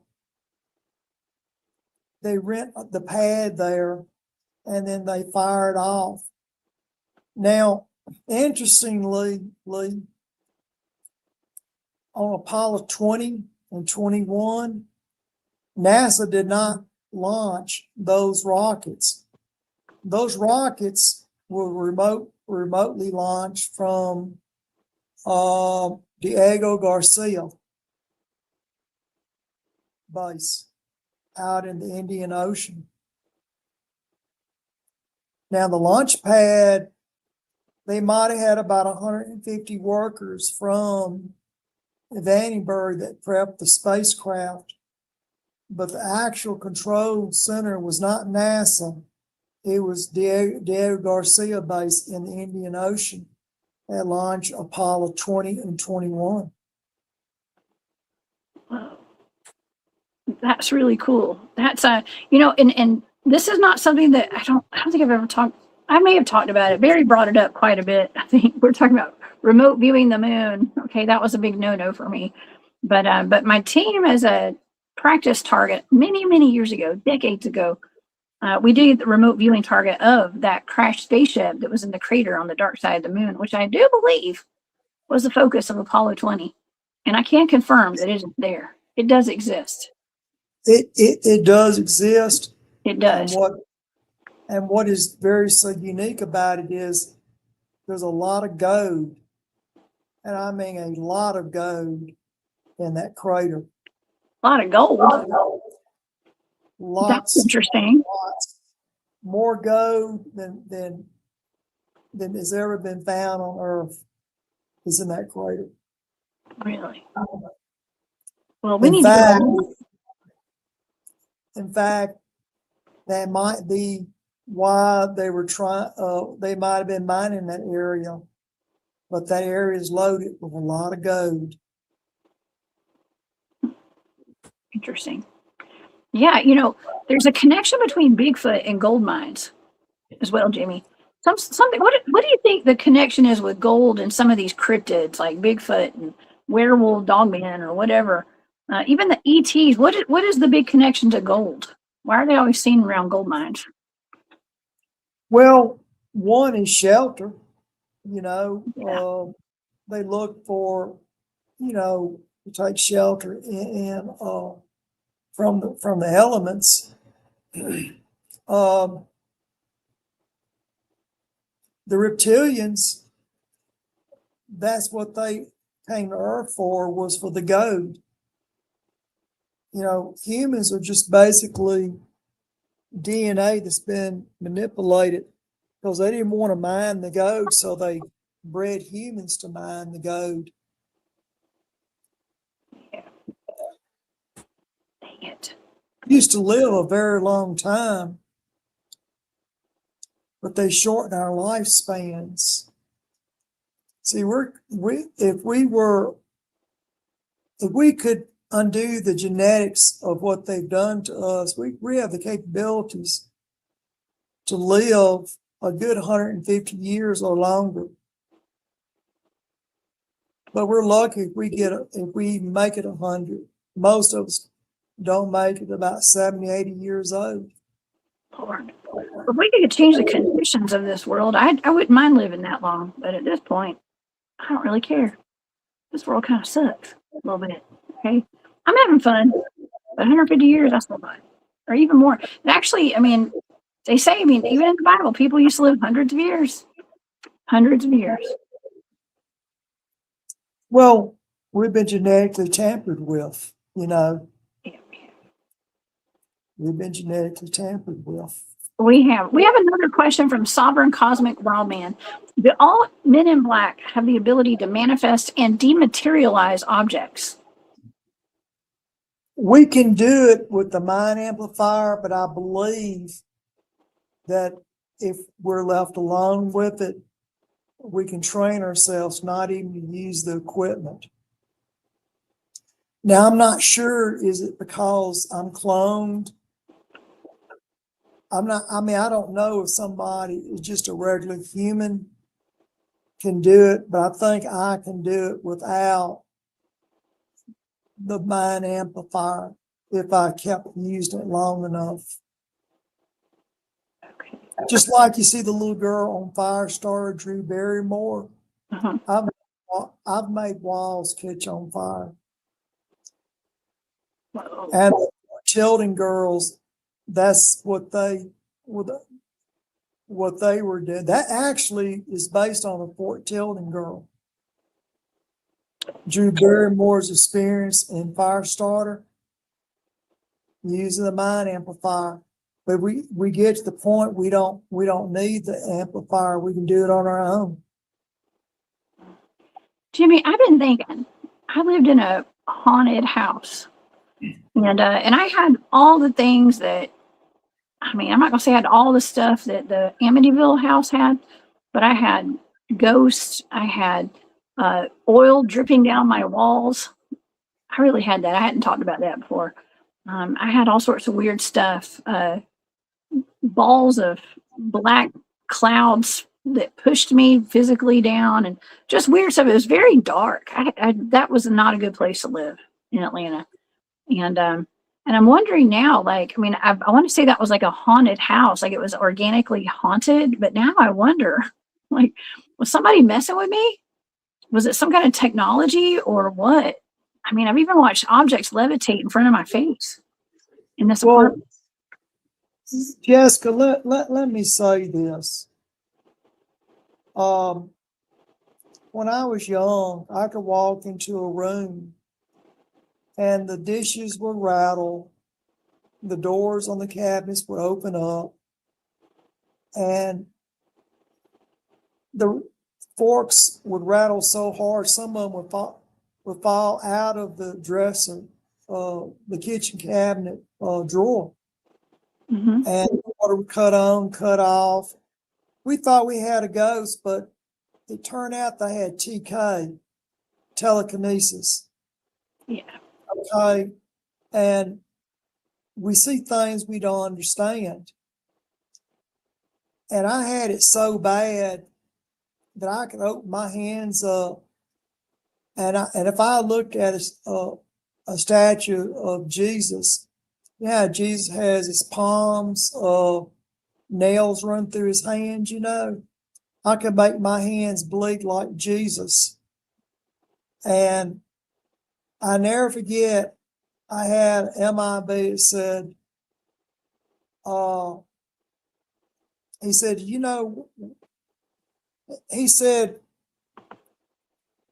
you can make your hands bleed like Jesus, but you're not Jesus. And that's when I realized, you know, that who I was and not try to copy things. But I think it's a little bit of alien DNA. I've been, you know, tuned to that. You know, I got a little bit of that alien DNA in me. Yeah. I told you. I'm very familiar with the PK abilities, and And I think that that's part of what was going on with me, actually. And that's no secret. Okay. I think that was part of what was going on there, but now it's kind of, but now we've opened up the door now to like the knowledge that there is technology that can also do this. And it's almost like we talk about things being kind of flipped around, right? Like even like with telepathy, like things that are natural for humans, like PK abilities are natural for humans, y'all. Okay. But stuff like that is very much suppressed, like our telepathy as well. But it's been exchanged for a form of technology that humans or alien, whoever has made telephones, right? PK, so I mean, it just everything has been kind of flipped around and stuff. And I don't know, and maybe that's not the right phrase, but it's things that are natural to humans have been taken and made into some kind of technology that can mimic what humans can do. Okay, and the abilities that humans have. And so maybe not all humans have those abilities. Maybe there is some kind of ET element involved. Maybe it is some kind of human alien hybrid mix. Maybe that those are the people that are more able to do stuff like that. Maybe they do have more alien DNA inside of them. I don't know. Jimmy. What do you think? Well, when I was being electrocuted in Hanoi, I started to levitate, and it frightened me so bad that the torturer, the interrogator ran out of the prison cell, and they immediately stopped, electrocuting me. But when they realized, that I wasn't quite average, they went ahead and, pardoned me, I mean, there's people that have telekinesis. Some of them don't realize it, and they think they have a ghost in the house. They don't have a ghost. What they have is they can manifest it and not realize it. Now spirits, they can't move anything. Okay. Now you can remote view a spirit and communicate with him or her, but a spirit cannot move objects. Only you can move an object with thought, not a spirit. Mm-hmm. Yeah. And that's what they were kind of pushing the limits on with the Montauk project, right? What they're showing us on Stranger Things, right? Those are the kind of experiments that they were doing with, especially children. Well, they would take a bathtub and fill it up with ice, and this happened at Area 51, not at Camp Hero. And I would get into the bathtub, and it would stop my heart. Okay, and I would have out of body experiences. And then they would take me out of the tub and warm me back up. And I would, restart my heart and everything. Now that's how I got to channeling the spirits. So you have to die. But when you're submerged in ice water and you're very young, it stops your heart. And then, you have out of body experiences, and then they warm you back up and they bring you back to life. And so that's how I got to channeling spirits. Mm-hmm. Wow. Very interesting. We had a question. A couple of people in the chat have asked, what is PK? It's psychokinetic. Okay, that's what that means. And I was going to bring up, Mitch was asking, have I seen real PK? I have definitely experienced real PK before. Absolutely, I have. And I'm gonna pull up the definition here for the audience in case you guys are not familiar. Psychokinesis. Psychokinesis and parapsychology is the action of mind on matter in which objects are supposedly caused to move or change as a result of mental concentration upon them. The physical nature of psychokinetic effects contrasts with the cognitive quality of extrasensory perception, ESP, the other major grouping of parapsychological phenomena. Claimed effects of psychokinesis include levitation and metal bending. Such displays are common through fraudulent and theatrical magic. It's not all. It could be fraudulent, I guess, but not the kind that I've experienced. And so that's even with like, I hate to say like bending spoons. I mean, bending spoons you actually do kind of bending spoons that I've done. Yeah, I mean, we did practice bending spoons, by the way, Jimmy. I've done that before plenty of times. Some of us got really good at it, by the way. If you ever get a chance, y'all learn how to bend spoons. That's part of your training. That's your homework tonight, y'all. Go to Goodwill and get some cheap spoons, though. Don't use your mom's good stuff, okay? Don't use the good silverware. Go get some cheap stuff, okay? And yeah, Waffle House wasn't real happy with our group after we learned how to bend spoons, okay? After we went to go eat at Waffle House, it was not a pretty sight. All their spoons got bent, Jimmy. But well, my tall white warrior teacher, Rachel, you know, she had me tested for ESP, and in fact, that I went and met John Rockefeller and David Rockefeller, excuse me, and he was the one that sent me to Stanford University, where I was in a class, you know, for gifted students. I've communicated with dolphins, get in the pool with them, you know, and, you know, I did a Vulcan mind melt. I'll take my fingers, put up next to the dolphin's side of his head and communicate with dolphins, you know, a Vulcan style. Was that dolphin named Gerald by any chance? I'm just kidding. I'm just kidding. Well, I really like working with the dolphins, you know. Of course, they were being trained by the Navy. The Navy, I spent a summer out in the pool with the dolphins. Stanford University was doing it during my time when I was there. Mitch wants to know what effects of PK have I observed?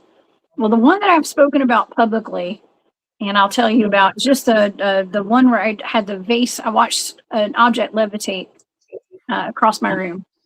So that was that vase. I've showed it before. Everybody thought it was a bong. It's not a bong. It's just a flower vase, okay? It was a flower vase. And I think that was important to like show that to the audience too, because it was very delicate, blown glass. It was a flower vase one of my best friends had given me for my birthday or something. And when it flew, it levitated and it was floating across the room with a flower in it, with water in it, by the way. And then it just kind of crashed to the ground and it didn't break. And the water and the flower were on the ground beside it, and the vase was sitting upright when I woke up the next morning. So it woke me up. It actually woke me up hearing it sliding across my table. And then I watched as it levitated right. I mean, it went like several feet in front of where I was laying. And so it was really interesting. I thought, well, maybe it was a ghost that did that. But then I found out later it was probably PK stuff. Okay, so that was that. Thank you for asking. So yeah, and that, you know, that's another thing that comes a question like how many of us have watched objects levitate? Anybody in the audience ever experienced that? I mean, I know I have. What about y'all? And a lot of things that maybe us get blamed on ghost activity. You know what I mean, Jimmy? A Things. lot of it. Yeah, A lot of it's us. We don't realize it. Yeah, that's right. Because And it had my family fooled. Of course, I knew I wasn't theirs, but when it started to happen, I knew what it was. But I had to go back to Area 51 to get under control. Oh, I did blame it on my cat who was sleeping across the room. That's right, Rose Thistle. Sorry, that's right. We have another question, Jimmy, from Wendy. Wendy is in North Carolina, and she's always wanted to visit the Biltmore estate, but she's heard the creepy satanic stuff about it. Do you know anything about the Biltmore estate, Jimmy? I don't. A lot of it is people who want to gain something financially, you shouldn't have to pay anything to find out about, if you're relying on somebody else. I just disregard them. Go yourself, and don't believe in anybody else. Believe in yourself and find out for yourself. That's a good answer, Jimmy. When I was at Montauk, my good friends I was with James Rink and Long Island Bigfoot Mike, who Mike's been in the chat tonight, and we took a late night trip to Council Rock in Montauk, and right beside it we were kind of doing like a little paranormal investigation out there, and I kept getting this horrible feeling that we were going to get kidnapped.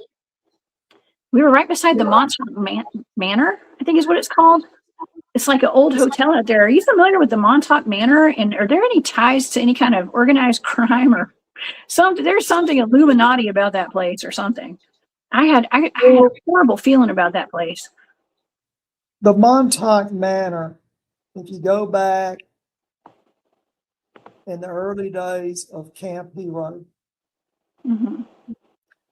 the scientists stayed at the Montauk Manor. Okay. Einstein stayed there. Tesla stayed there in the early days. Incidentally, there's a service tunnel that is just below it, and you can follow that service tunnel out, and it leads a good ways,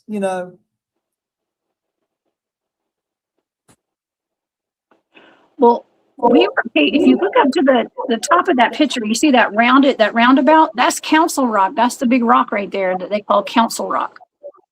And the woods, if you go to the right of that, if you're looking to the right and it's going towards the ocean right there, that clump of woods is where me and Long Island Bigfoot Mike and James were gallivanting around in the middle of the night. And it leads right down to the Montauk Manor. And I got a horrible feeling. I was like, we were definitely being watched. We definitely had some paranormal activity going on out there. And Jimmy, when we got back to the house that night, James said, Jessica, I was taken while we were out there. And he was constantly being, I hate to say like abducted, I guess, but for the part of these programs that he was a part of, he said that he knew because he had bitten the inside of his mouth. And that was one of the indicators. So I felt like I was on point. Something bad was going to happen to us there, but I felt like there was some kind of tie to Montauk with the programs and stuff with this building. This is for entertainment purposes only, of course. But Jimmy, there was something real dark about that place when I was there. You have to remember, Jessica, all the bad things that's happened at Camp Hero. And, you're sensitive, you pick up on things.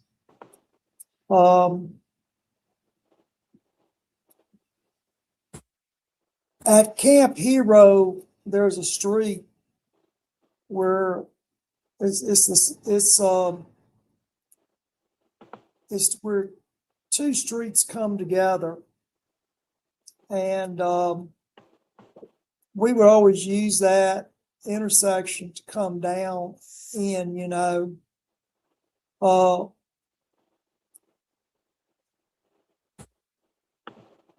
when we time jumped. Wow. Jimmy, where were y'all at when y'all would do time jumps? Were y'all under the radar tower right here, like the picture I'm showing? We would start off inside the building.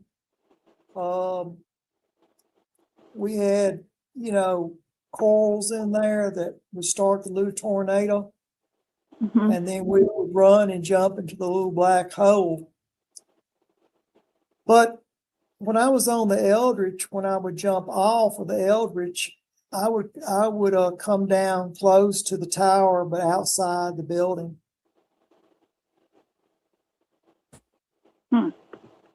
Interesting. That's a great picture of the radar tower right there, by the way. I just found that online. That is pretty fantastic. Jimmy, do you think that Camp Hero is still being utilized underground with programs that deal with time travel and stuff? That's a classified question. I can't answer that. Okay. I don't want to ask that one anymore. We got another question here. I'm sorry, I just took it down. Jimmy, are you able to recognize other clones, or are they just like regular humans? The only way to really tell them is to take their arm and put it under a scanner. And that's only available at Area 51. I believe if I got around another one, I could probably figure them out,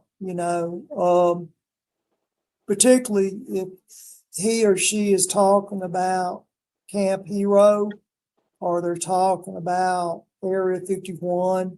There's things about Area 51 that I don't share with people online, I've never shared it with James or you. But if someone just starts talking, I'll know. I just don't. I don't volunteer that information out. Okay. Now, Jimmy, this deals with your time traveling stuff.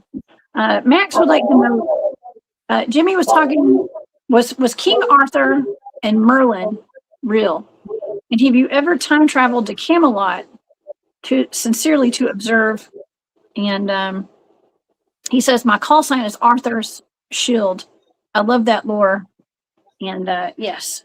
Have you ever gone back into that time period? No. Anything dealing with British history, British history has been hijacked, and it's not a true history. Really? It's not true history. What about dragons? Have you ever time traveled to a place that had mythological creatures, things that I know existed at some point? But have you ever seen anything that doesn't exist here today, like animal wise? I've seen dragons before. Dragons are very smart. They also have acid for blood.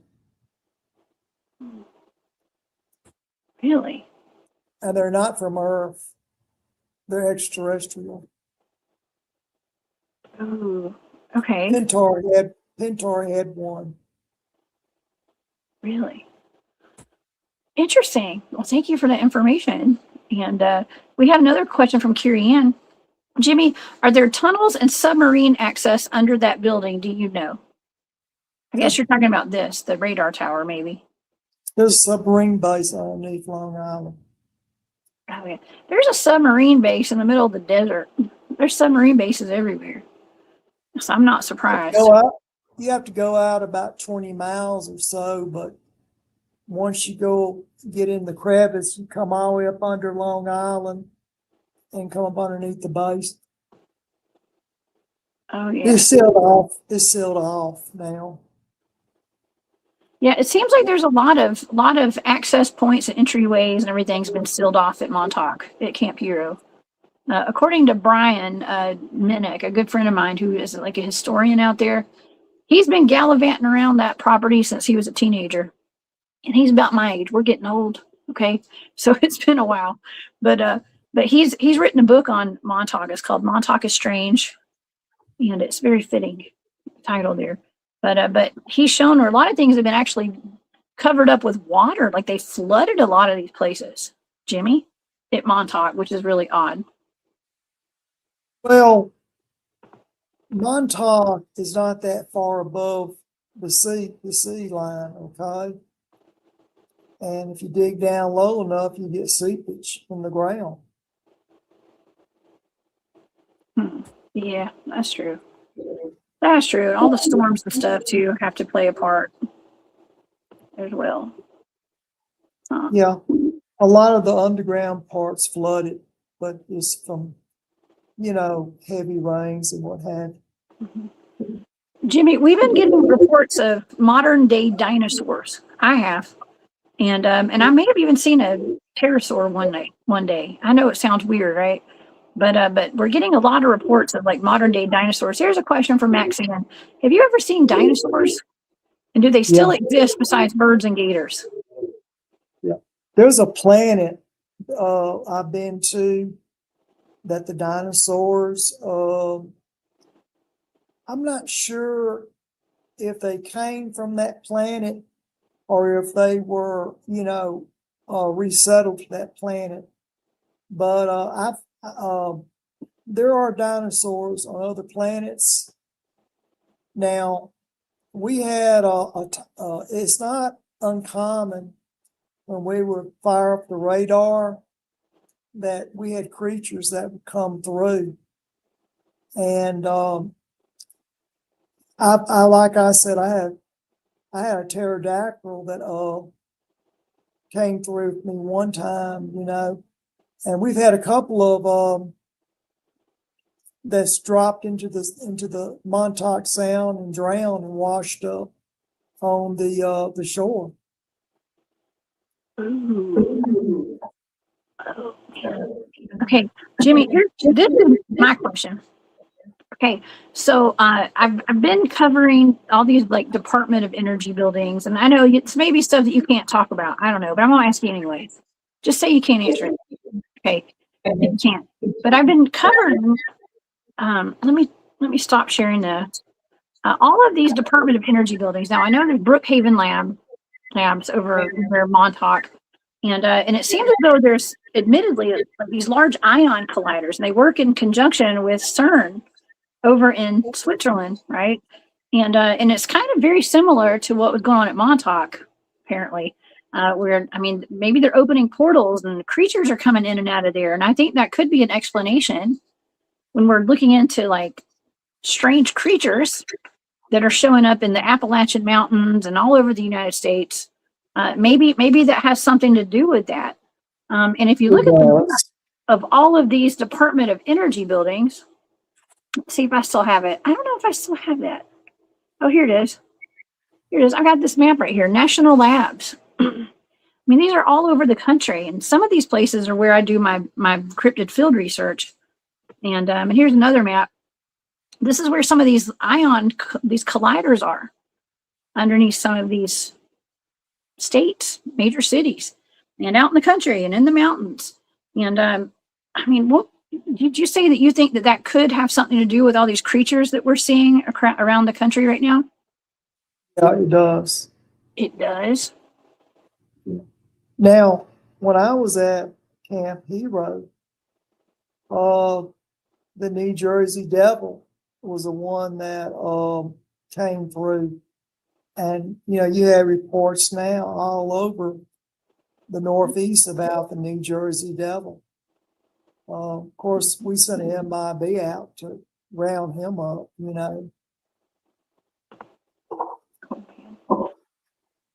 Well, that's good to know. That's good to know. Okay. Well, I've always had my suspicions, and I'm really good at connecting dots to me. So that's why I was asking you. Thank you for answering that. What about giants? Darth Raven would like to know, Jimmy, what's going on with giants? What do you know about them? Modern day giants, lost giants. Well, the Lovelace cave is very true. Tall, red-headed giants. Well, basically, they're humanoids. They're very similar to a tall white, except their bones are more stronger. There was cannibalism in New Mexico, and the Indians, the Paiute Indians, took a lot of sticks and put it in front of the cave and set it on fire, and they suffocated the giants to death.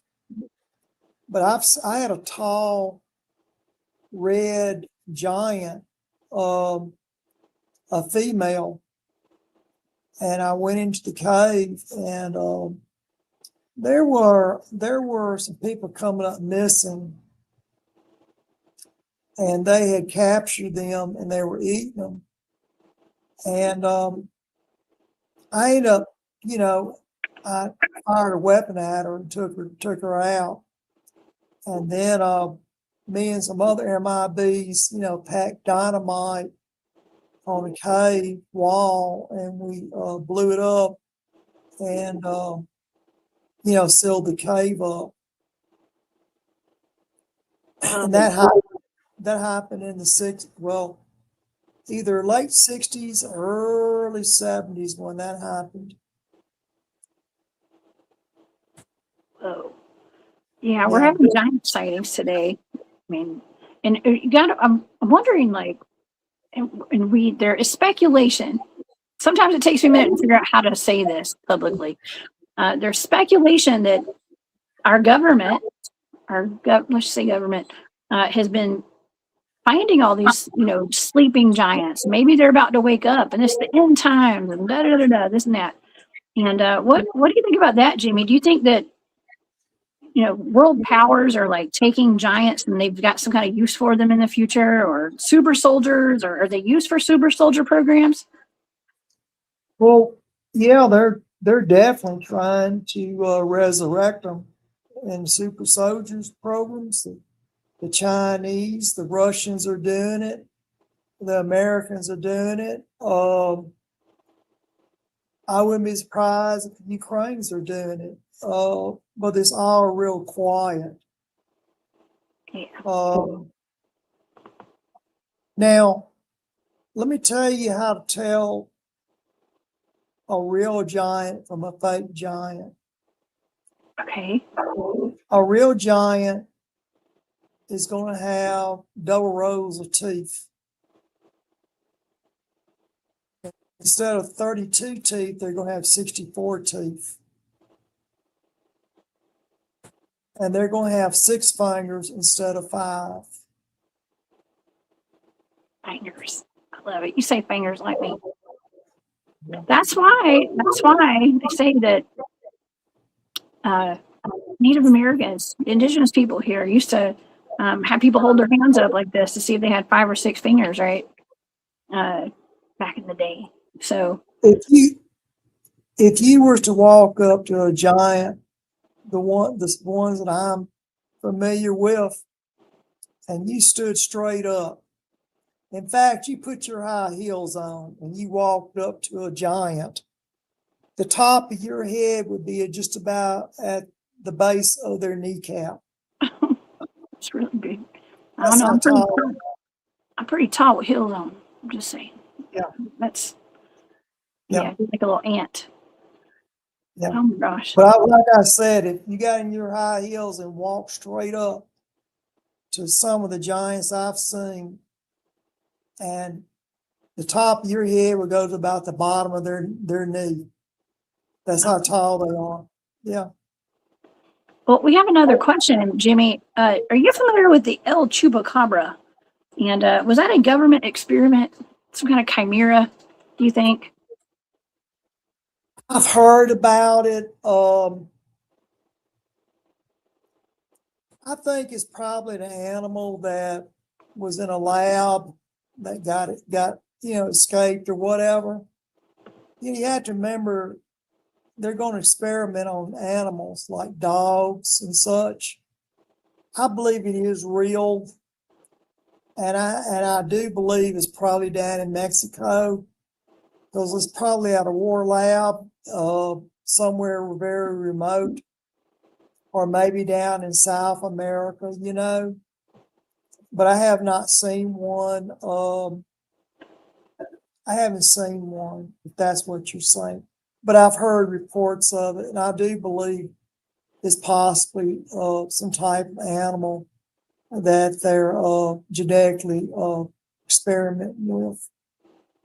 Okay, thank you. We have one other topic, one other question, which is kind of like taking you down another rabbit hole. But Janet was wondering, Janet Paul says, wow, let's go deeper. Ask him about grills. I know you know what it is. Type 1, 2, 3. From Donald Marshall's testimony, of course, I've had people like my friend Daryl James has been on the show, and we've discussed the vril lizard and the vril parasite and stuff. I don't know. Are you familiar with any of that, Jimmy? Well, I know Germany had a lot who believed in them. They're just basically psychics, like you, Jessica. That's the real society. Yeah, I think, which is connected, probably.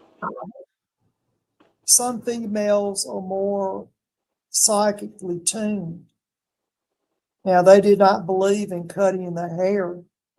They let their hair grow all the way to the floor. They were the presidential models of their day. They were the honeypots of their day, and they were psychic. Yeah. Oh yeah. I know that you're talking about, Janet, and I do have some shows on the vril parasites and the lizard. So if you ever want to go check those out, look up. I think the one that I did, the last one had Daryl James was here with me talking about it and his experience, and I think he was in England, if I'm not mistaken, when he was in the Navy. So yeah, and the Secret Space Program. So thank you for your question. I appreciate that. And let's see. See if we have any more questions. I don't know. We've had some wonderful questions tonight, and a wonderful audience. And this has been a great talk tonight, Jimmy. I really enjoyed this one, and I think I've learned a lot again from you tonight, Jimmy. What you think? Well, until we get into the Montauk project, everybody believed it was, supernatural. And, it's just like me and you talking one-on-one tonight, Mm-hmm. I don't have, I'm not making any money off of this tonight. I'm just telling the way it was during my timeline. And you have all these people that after 52 years, they're still making movies. And, and they're still believing in Ed and Lorraine Warren, and all this other stuff. And they don't take into consideration of the advanced equipment that we had at Camp Hero. And they don't take into consideration till tonight that Butch DeFeo was a Montauk boy and that Dawn DeFeo was a Montauk girl. So all roads lead back to Camp Hero,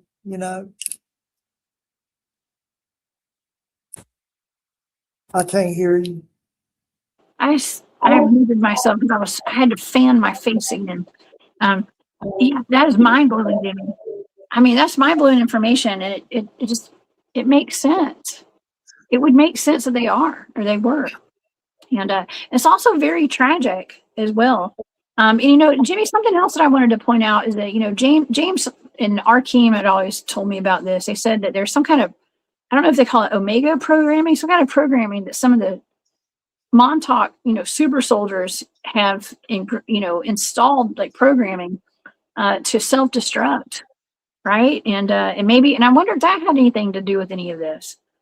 And by that, I mean taking themselves out, unaliving themselves. Well, let me say this. Now, you have to remember almost all the Montauk boys got sent to Vietnam. Most all got killed. But I always wondered why Butch DeFeo was not sent to Vietnam. I mean, he had no any special skills to keep him from going from Vietnam. And I believe that the reason he didn't get sent to Vietnam was Jack Parnell probably knew that he was a reject to begin with, and that he was not that good of a soldier. So I believe that he was just left behind because he was not, soldier's material. Okay. Okay. People like me got sent instead of Butch. Butch was sent I got sent instead of Butch being sent to Vietnam. So the part about the self-destruct, because he was using the product, he caused his own self-destruction. Okay. And now I have heard a lot about the Montauk females, not Montauk, but Monarch. Let me correct myself. I've heard a lot about the Monarchs at 30 years old, supposed self-destruct. Well, that might be true because when they get about 30, their body's starting to break down, and they may be ready to get rid of and get younger females, So I believe that self-destruct has more to do with the Monarchs than with the Camp Hero or I just believe it does more with the Monarchs than it does with Camp Hero or Montauk boys. Oh, wow. That's interesting. Okay. Well, I have one more question. Okay. Jimmy, is Mona Lisa, EBE, is she still alive? What are they doing with her if she is? Where is she today? Well, Mona is in a coma. She wakes up if you give her oxygen, The last I heard, a surgeon was going to give her an autopsy. And when he was in the operating room, as he was putting the scalpel to her breast, right in her chest area, to cut her, he was electrocuted to death. See, Mona's kind of like an eel. If she sensed danger, and the surgeon was electrocuted to death for attempting to autopsy her. So I don't think they're ready to mess with Mona, Now, interestingly, Mona woke up on me on the way back to Earth. And then she crawled right in my lap and put her nose right next to my nose. Of course, I know it was sexual, but I don't remember anything after that, Mona and me have a kind of a bond. It's kind of hard for me to explain it, but I can communicate with her, but because of my age and I've deteriorated a little bit, the only way I communicate with her now is if I got next to her and just put my fingers on her temple like a Vulcan does. I could probably still do it that way, but not remotely anymore. That's super neat. Very interesting. Thank you for sharing that. And we have another question from Janet. She says, Ted Bundy, was Ted Bundy a Montauk boy, and is he a Rothschild? I don't know. Do you know Jimmy? No, he's not a Montauk boy. I know the Montauk boys. And as far as a Rothschild, I'm kin to the Rothschild, so I've never heard of them being kin. I think that's just somebody putting it out there on the internet, Yeah. Who knows? For sure. Okay. Well, Jimmy, I think that concludes all the questions that I could find. I'm sure there's some more that I missed. Okay, but this has been fantastic. Do we have anything else we need to cover before we go tonight? Did we miss anything? Well, I want to let everybody know that I'm independent. I'm not affiliated with Jessica. I'm just her guest on the show tonight.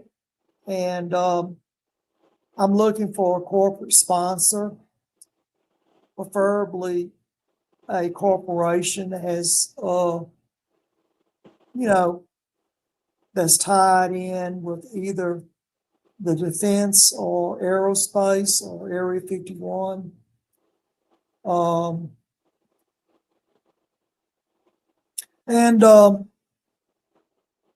semi-retired. I wouldn't mind going back to work, but I like being I like Area 51. I get along with the extraterrestrials. I don't know how they feel about me, but I like the tall white warriors. I get along with the werewolves. I just, like I said, looking for a corporate sponsor. If anybody needs to get a hold of me, just get a hold of Jessica, and then Jessica can get a hold of me. I don't do one-on-one lectures. What I do tonight is like when I talk to Jessica, I try to answer questions. If you're having personal problems, I can't help you. And I don't think Jessica has the resources for that either to help you. I don't mind people listening tonight. Maybe you can pick up some information that will help you or help someone that you know. But I'm not with Healing Soul Survivors. I'm not with anybody. Oh, yeah. Thank you, Jimmy. Yeah. Well, where can everybody find all of your shows too? You used to do a lot of shows with James Rink over on Super Soldier Talk. You want to tell the audience about those and all the disclosure you've been putting out? Well, I put out a little over 30 videos with James Rink on Super Soldier Talk, but James has got over 400 other videos. The quickest way to get to the heart of all the videos is just simply go to supersoldierstalk.com, and then when you log on to his website, in his search bar, type in Jimmy Paine, and that pulls up all 30 plus videos on top of the 400 and something, and you can find all those videos all lined up. And whatever you're interested in, we got it in there. And I have a good many videos on BitChute. If you just type in Super Soldier Jimmy Paine on BitChute, they come up. They come up on YouTube, Super Soldier Jimmy Paine, they'll come up. Sometimes you type in Jimmy Paine MIB, and a lot of mine and Jessica's podcasts will come up. whatever you're interested in, I've got it in there. And I still have about another 50 or so X-Files that I haven't gotten to, that Jessica's just working herself real slowly, trying to get those documented. We're working on it. We're chipping away. We're chipping away at them, Jimmy. You're such a wealth of knowledge, and I thank you so much for sharing your encounters, your experience with us, Jimmy. It means a lot to everybody who's watching. Well, I enjoy talking tonight, Jessica. I don't try to mislead anybody. It's just, you can either take it or leave it. Some people feel uncomfortable and want to dispute it. That's fine. Whatever how you want to review it, But my videos are aimed more towards corporate sponsoring. That's why I put my videos out to look for corporate sponsors. I'm not here to get up from a UFO group or whoever and, try to argue about, the extraterrestrials. I have nothing to prove. I already know they exist. I've been around them all my life. Yeah. Well, Jimmy, I'm trying to think in my mind. What is our next show going to be on? What are some other topics? What's coming up? Well, Kurt Russell has played several of my X-Files. He did Escape from New York. He played me, portrayed me in a time jump. He's also on Soldier is a very good one. That tells a lot about what a Montauk boy is. I don't want people to get the impression that Butch DeFeo is what all Montauk boys were like. Butch DeFeo was a reject. That's why he didn't get sent to Vietnam with the rest of the Montauk boys. And but Montauk boys are really not from Montauk. They call us Montauk boys, but we really come from Area 51. We just used Montauk because it's one of our, time machines that we go to, that we do, we time jump at. But I'd like to do our next one on Soldier. That would be very interesting, what it's like to be a Montauk boy in the future. We could do Escape from New York. That's very real because I would time jump in the future to transport the product. Yeah. That's what happens when, we thought we could fund Camp Hero, but in the future, it just didn't work out. They turned it into just one big prison, you know what I mean? But that would be a good one to do. I want to do Soldier, and then we could look at maybe, I don't know, maybe we could look at Escape from New York. If not, we'll find something to do. We could also do Planet of the Apes. That would be a very good one. Jimmy, yes. I'm thinking we need to do that one. I was there. I didn't go on the first mission. I went on the second mission looking for Taylor when I found the cobalt bomb up under New York. Was really up under Fort Tilden. Really? Rocky base, yeah. where the Titan, the Cobalt missile was at.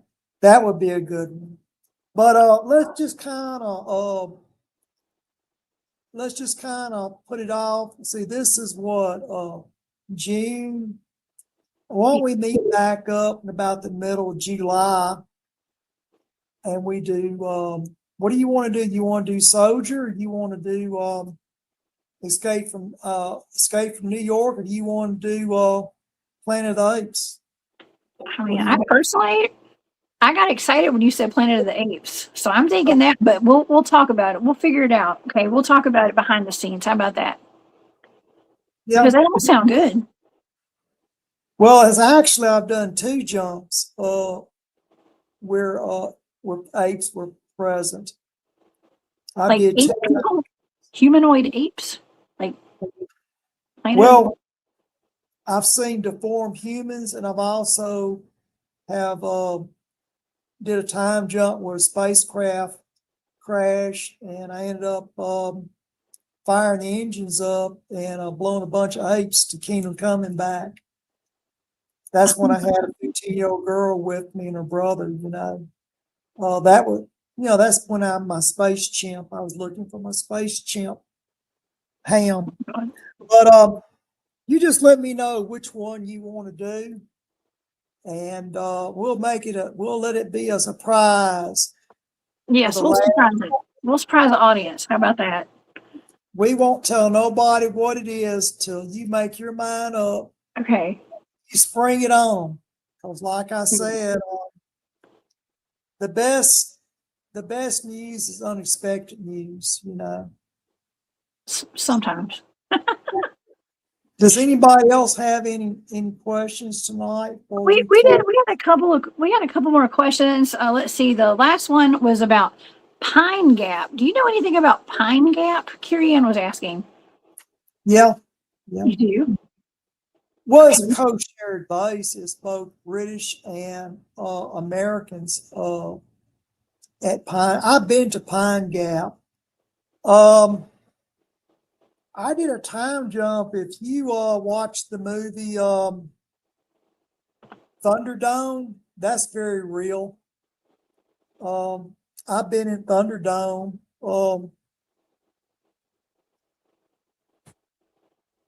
I've been there before. What else? Interesting. That's interesting. Okay. And I think that's about it. There's some more. What about, we have another one. Okay. Well, Jimmy, we'll be here all night answering questions, and we keep taking questions. Let's see. We've got one from Max. Let's make this for the last question. Okay. Jimmy, what do you think or know about the Phoenix lights? What do you know about those? Were those real? Was that a spaceship? What was that? Yeah. It was. Well, actually, it was behind the comet, Halley's Comet, Mm-hmm. Now, also during that timeline, the Enterprise came down. Oh. I did a time jump with the Vulcans, I had to go into the future for a satellite, Vidra. I commanded the Enterprise for a while. Oh, me. That's interesting. That's cool. I actually did a remote viewing show on the Phoenix lights. And so if you want to go to my remote viewing channel too, Max, that was a little while back, which is pretty cool. Yeah, I've been underneath the triangle before. There was a space station parked about 40, maybe 50 miles above Mississippi, up in the sky, They were in Mississippi, going down the Mississippi River to an old air base. Yeah. Mm-hmm.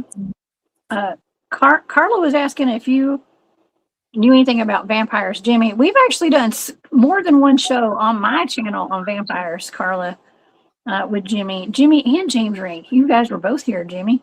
Vampires and the undead, I think. We did a segment 1 and segment 2 on vampires. And also I did a segment on Night of the Living Dead. Just go to supersoldierstalk.com and type in Jimmy Paine, or you can reach it by going to YouTube and just typing in Super Soldier Jimmy Paine, and that you can pull it up that way. But I definitely know you can pull it up on Super Soldiers Talk. Then if you go to BitChute, you can pull it up. Richard Bruce put a lot of my podcasts on BitChute. I got a few on Rumble that I'm told about. I think Jessica, aren't you going to put some of these on Rumble tonight? I'll put this episode on Rumble tonight if you want me to. I put all of my episodes on Rumble on my channel. Yeah, they all go. I'm a little behind right now. I've been real busy. I haven't been posting them up to date, but I've got a whole channel on Rumble, y'all. So please go and subscribe over on Rumble. What other channels are you on? Well, we are broadcasting live right now on X, on Facebook. We're on YouTube, of course. And I also post to Rumble, and I'm all over podcasting platforms as well. These are all on podcasts. Those are the main ones that I'm posting to right now. But I have accounts on a lot of other places. I just don't post regularly on those other channels. So iHeartRadio. I'm on iHeartRadio. Absolutely. Yeah, we're there. Look up the Cryptid Huntress. That will be audio platform. Well, that's pretty good. Like if you just want to listen to it over the radio, Yes, the soothing sounds of Jessica and Jimmy on the audio airwaves. I'm just kidding. I like iHeartRadio. I listen. It's very seldom I listen to radio, but I like listening to iHeart. I do too. I know y'all like our country accents. I can tell. I know everybody does. They like listening to our voices. So y'all don't have to watch us. You can listen to us too. Okay. Jimmy, I got to ask you one last question before we go tonight. I've asked you this before, and I'm going to ask you again. How do you say Vienna sausage? Vienna sausage. Vienna. It's Vienna. Okay. I ask everybody from the South that. I just love it when you come on. I can ask you. Some guys say Viennies. Some say Vienners. I say Vienna. Okay. And Vienna till I die, y'all. Okay. I want to say this. There's not a Montauk boy that don't know what a can of Spam is. Oh, really? I bet. I'm just wondering if the Fort Tilden girls were into Viennas. Yeah, I wonder if they were eating that down at Fort Tilden, Oh, probably some beanie weenies. I almost forgot about the beanie weenies, y'all. I have beanie weenies. I prefer beanie weenies over Viennas any day. Okay. But anyway. Yeah. Jimmy, thank you for answering that. You're really cool to have on the show, Jimmy. I really appreciate you being here. And well, I really enjoy being with you because, we don't try to exaggerate the way things are. They are what they are, and we are who we are.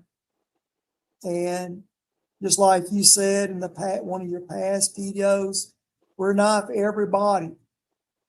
Right. And I try to be down to earth and tell people what an MIB is like, what we're exposed to.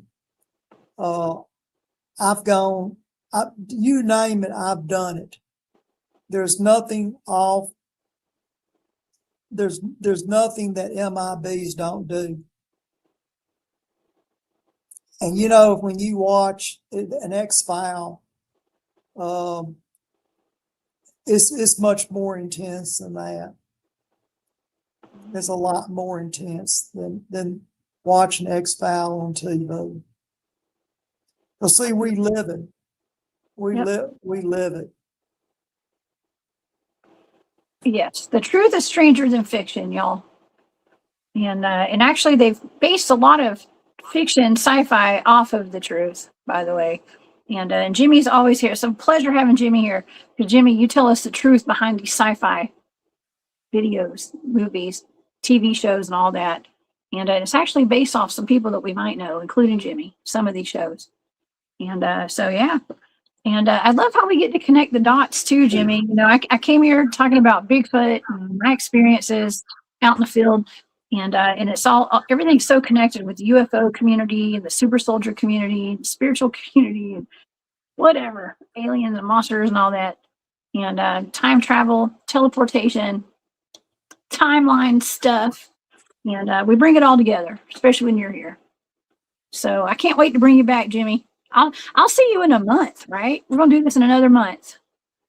So y'all come and see us. About the middle of next month, second week, the middle of next month, we'll get together and we'll just kind of spring whatever we'll figure out something, but we'll have something nice put together. And I assure you, James may be gone, but Jessica's picking up the slack, and it may be better under you, because there's nobody here carrying baggage like there was at Super Soldiers. People come here to find out what's going on, not to drag their problems here online. That's what I like about this show. People are not dragging their problems online. Oh man. Well, listen, so James's channel is absolutely amazing, and did have put out some wonderful information as far as the disclosure goes. And I'm just over here doing disclosures myself. And James and I did the same thing, but from different angles, kind of. And listen, here's the difference that I can say between the two channels. Just I have a lot of moderators over here, Jimmy. We just have a lot of we are policing the chats and stuff, okay? And so maybe that's kind of where things got a little different, between the two. That's okay. It's okay. And so yeah. I think the biggest difference is that there was a lot of flat earthers on his other channel. I don't know where they came from, but I think had they not been there, it would have been a totally different, totally different channel. Yeah. But I will say he gave everybody an opportunity to say something. I mean, that I can say. But he did a good job. Okay. He did a good job, Jimmy. And I miss him dearly. I miss him so much. And so, but we're going to continue. Listen, we're continuing the disclosure here on the channel. And so, yeah, we're not stopping. Okay. We're not stopping. It's just getting bigger. And so thank you so much. Thank you, Jimmy. Thank you for having the faith in me to allow for you to come on my platform to do the disclosure. I do appreciate that very much. I think it's time a woman did try to break into that field. It's mostly male dominated, and you're doing a good job at it. Thank you. I think sooner or later you're gonna have a lot of super soldiers tuning in. And yeah, things are a little different, but I'm still here, and I'll try to answer any questions about Camp Hero that I can, because I know there's still people out there that has been tied up in these experiments. Oh yeah. Well, everybody, y'all stay tuned, okay, and come back and see us in a month. Listen, I'm here 4 shows a week. I ain't going nowhere, okay. But come back in a month and come back and see Jimmy. We always do it up pretty big, Jimmy. We have a good time over here, and even though we're talking about really difficult topics, okay. I mean, rest in peace to the entire DeFeo family. I mean, what a tragedy, But it's exposing the truth behind it and getting. I think that, like you said before we went live, you're like, it actually, people need to know the truth, especially people from New York, Jimmy, right? They need to know the truth about this kind of stuff instead of, never knowing and always wondering and stuff. So yeah, that's how we do this.